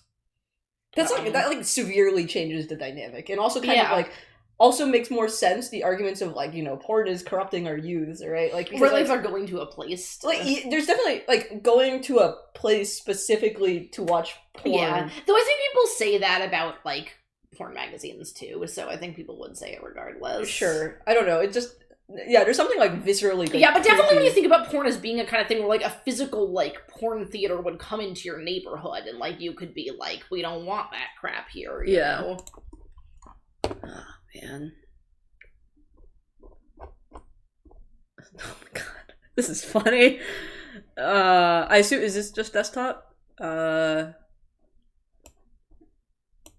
Yeah. This is just, like, who uses computers, like... I feel like a lot of this information is... Yeah, this is just who uses computers. Yep. Oh my god, all this Internet Explorer, though! 8% hot takes. Man. Wait, what's that? Game console! With the squirrel? Yeah. UC browser? I don't know what this is. Oh, Chinese. Oh, yeah. It's Alibaba's internet. Oh, so they can't access Pornhub from China. Okay. Huh. Very small amount, though. Like, I assume that's pretty representative. Oh, it also is possible that people from China are accessing Pornhub, but, like, don't look like they're coming from China because they're having to, like, spoof things to, like, get right. Oh, yeah. Can I also pointing out that the, like, 65 age bracket would be the people going to porn theaters and reading porn magazines. True. What a time to be alive. Game consoles. That's so the worst. The 3DS. Who the fuck? The Wii. Oh my god! What? Why? Because I guess that's what you have. So you're a kid, and you want to hide your porn consumption from your parents. Yeah. And they never suspected that good old Nintendo. Right, like... Is there dual screen action? Like, what is this? Oh my god, don't do that to me. Ugh.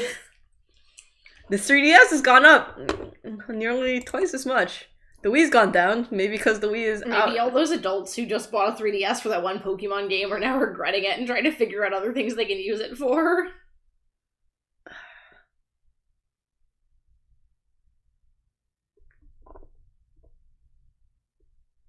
YouTuber / gamer. Wow. Do these in fact exist, or are people just trying to find them? I mean, there's probably, like, lookalikes, too, is what I'm assuming. Oh, yeah, that makes sense. This is a lot. Hugh Hefner! Oh, because he died recently. Why? Like, PewDiePie. These are uncomfortable. Wow. All of these are uncomfortable.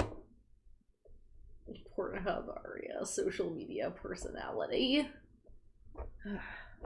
Wait, I want to see what movie characters people are searching for. It's all just superheroes. Yeah, I guess that makes sense.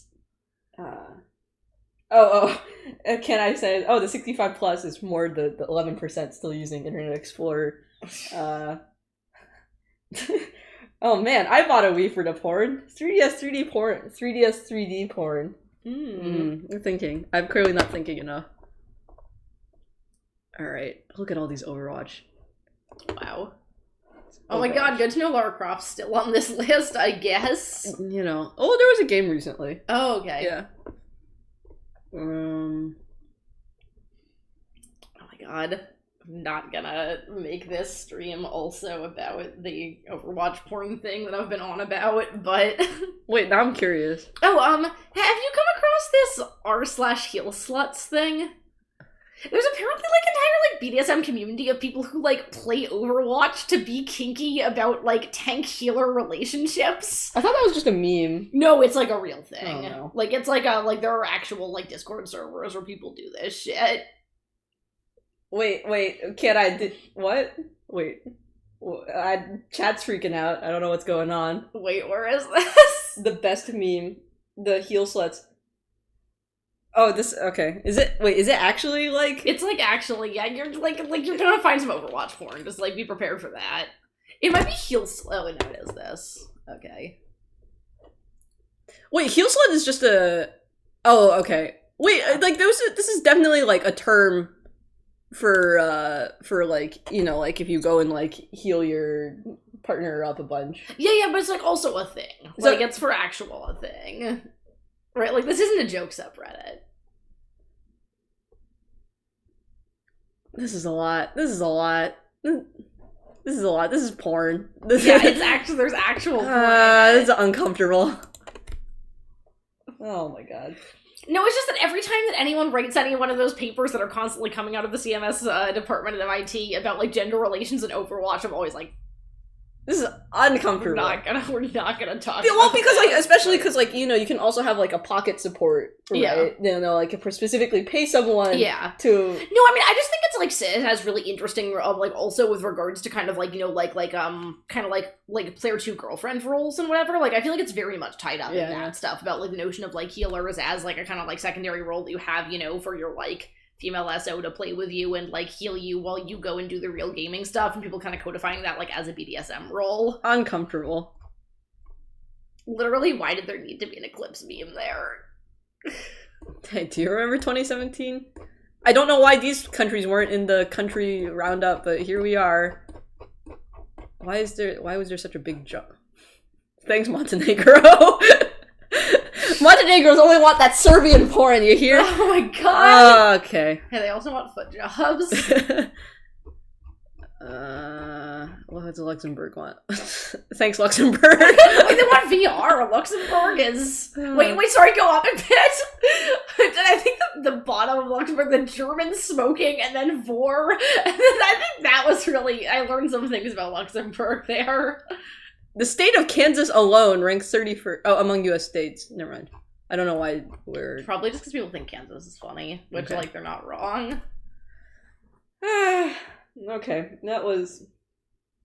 This reminds me of that cringe post where this guy wants a highly ranked Mercy main to pocket him in Overwatch and be basically his sex slave. It was an r/choosing beggars kind of thing. Give me Denmark. Control F Denmark. Nope. Control F Sweden. correct. There you go. Sweden. Yeah, but your categories, oh, that's so friendly. Yoga pants. Oh no. Thanks. I hate that people being into yoga pants is a real thing. I'm sorry, I'm not Spinners! What do you want? Anyways, Denmark apparently doesn't go look at porn. Sweden does, so... I think Denmark does, I just think they thought it wouldn't, they didn't want to report the statistics to us. Don't kid yourself, Denmark. Oh, man.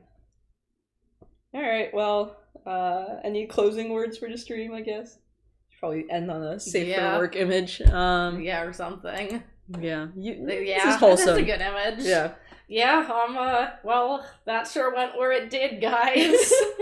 So let's see, we talked about the conference, we talked about prank channels. Yeah. We talked about literature. Literature and bots. And bots. A lot about And bots. porn bots. We didn't talk about porn bots. Porn bots aren't interesting, they're just... There's bots that are porn. Wait, I think I can say some interesting stuff about porn bots. Like, there was an ARG that happened on Tumblr a while ago that was some cool stuff with, like, people pretending to be porn bots as part of an ARG, which I think was a kind of cool, like, taking advantage of that as a thing that has become a detail of the platform. So I was playing around with one of my friend's Tinder accounts where we were just swiping right on everybody. Yeah. Because if you are male, that is what you do Yep. on Tinder. It was really funny because we got really excited because like, oh, we got a match, and it turned out to be a porn bot. Oh no! So but then Are there porn bots on Tinder? Yeah, obviously. Like, okay, I guess. Wait, obviously. I thought Tinder was better at blocking you for things No. than other things were. Like. Well, specifically, it's more scam bots. Oh, okay. Where it's like an AI that was like, "Hey, sexy, click on this link." And Oh, okay, yeah. So no, it's just I don't know, like the Pika, Tinder got taken down after like a couple days, and like we weren't even really doing anything. Oh, I see. Like, can't I call this tangents to stream? But whatever, True. whatever. This is you wanted a CMS power hour. This is a high quality. yeah. Look, Mostly, I'm just mad the Pika Tinder got taken down. Is what I am. I see. It was a high quality Tinder. But yeah, so we actually started reading the like fine print for this porn scam bot. Uh-huh. And it's actually really sad because what it does is that if you sign up with it, Yeah. it automatically registers you for a porn Uh-huh. like an automatic porn service. Uh-huh. So you'll just get like all of these like mail of Uh-huh. like random porn stuff, and Yeah. like it'll be like a free trial, and then they might immediately put you on the paying thing. Uh-huh. So I can just imagine like you're already this like lonely guy who wants to Yeah. like meet somebody, and you do, and then Oh, like you that's go so through this sad. thing like specifically it phrases itself as a background check. Uh-huh. So like, oh, like I'm kind of nervous about you, but I want you to go through this background check so then we can Yeah. like talk about it. But instead of signing you up for a background check in the fine print, it says that it'll sign you up for this porn delivery service. Uh-huh. Which is like, you're already a sad dude. Yeah. And you wanted to meet somebody, and you like wanted to say like, oh, I'm a good person, signing for this background check, and instead they're like, ha, look, you're a pervert, and having Yeah. all this porn delivered to your house. Which like seemed really cruel. I don't know. Yeah. That does seem bad. Like you could sign them up for anything, like anyways. Right. I mean, maybe they're like hoping that like porn would be a thing that people would be less likely to unsubscribe from, but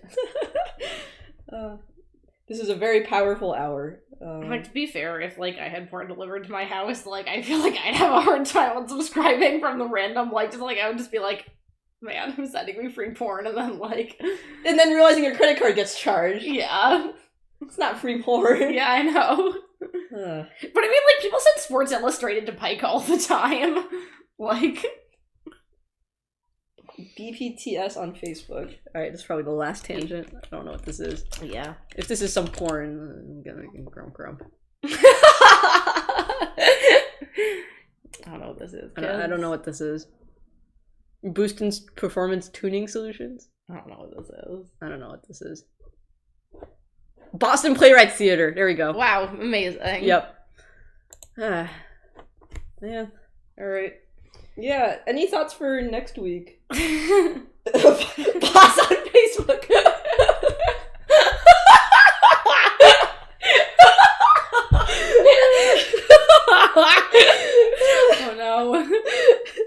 I've had a few bots trying to add me on Facebook, and they all have something weird in common. Ooh, what is it? What? What in common? Well, what's the weird thing they have in common?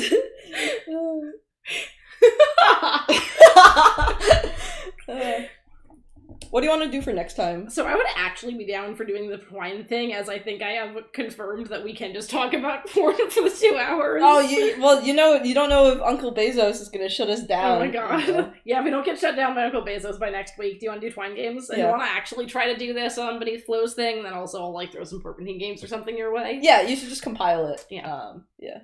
That sounds perfect. Cool. So if you liked this course, and if you like weird, uncomfortable, sexy times with 2 girls, 1 couch. Oh no! Or something. 2 girls, 1 shark. That's what this is. Uncomfortable. Yeah. CMS Power Are Hour. we TV streamers now? Shark. Are we now trying to use sex to sell our stream to make up for our lack of merit as gamers due to...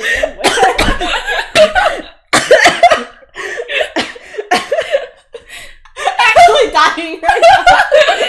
Oh yeah, because they're not real gamers, you know? They all play this artsy shit, like, you know, Undertale. You know, it took them so long to get through Undertale. Clearly not real gamers. Yep. Dying. Yep. Really dying. Oh no. Alright.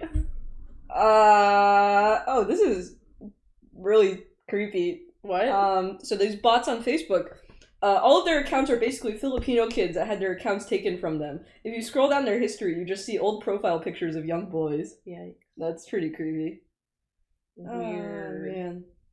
Well, yeah, that's the weird thing. That's pretty weird. I know that there's, like, scam accounts for Twitter, which they copy the profiles of a bunch of, like, actual people. Like, so they copy all of their posts. And then they do the thing where it's like IL confusion or O0 confusion. Oh, interesting. And then so they look like real people, but then they just like upvote and like retweet a whole bunch of things. So they look real at first glance. And like have like the same identity sort of. Oh, that's very sophisticated. Yeah, I mean, but that, like, when you buy followers, that's what you're buying. Right. Yeah, this like algorithmic generation of fake people profiles. So I actually wonder if that's kind of what the case is for these Filipino bot streamers. But anyways. Yep. Anyways, I think this is a good end to the stream. Yeah, see you guys next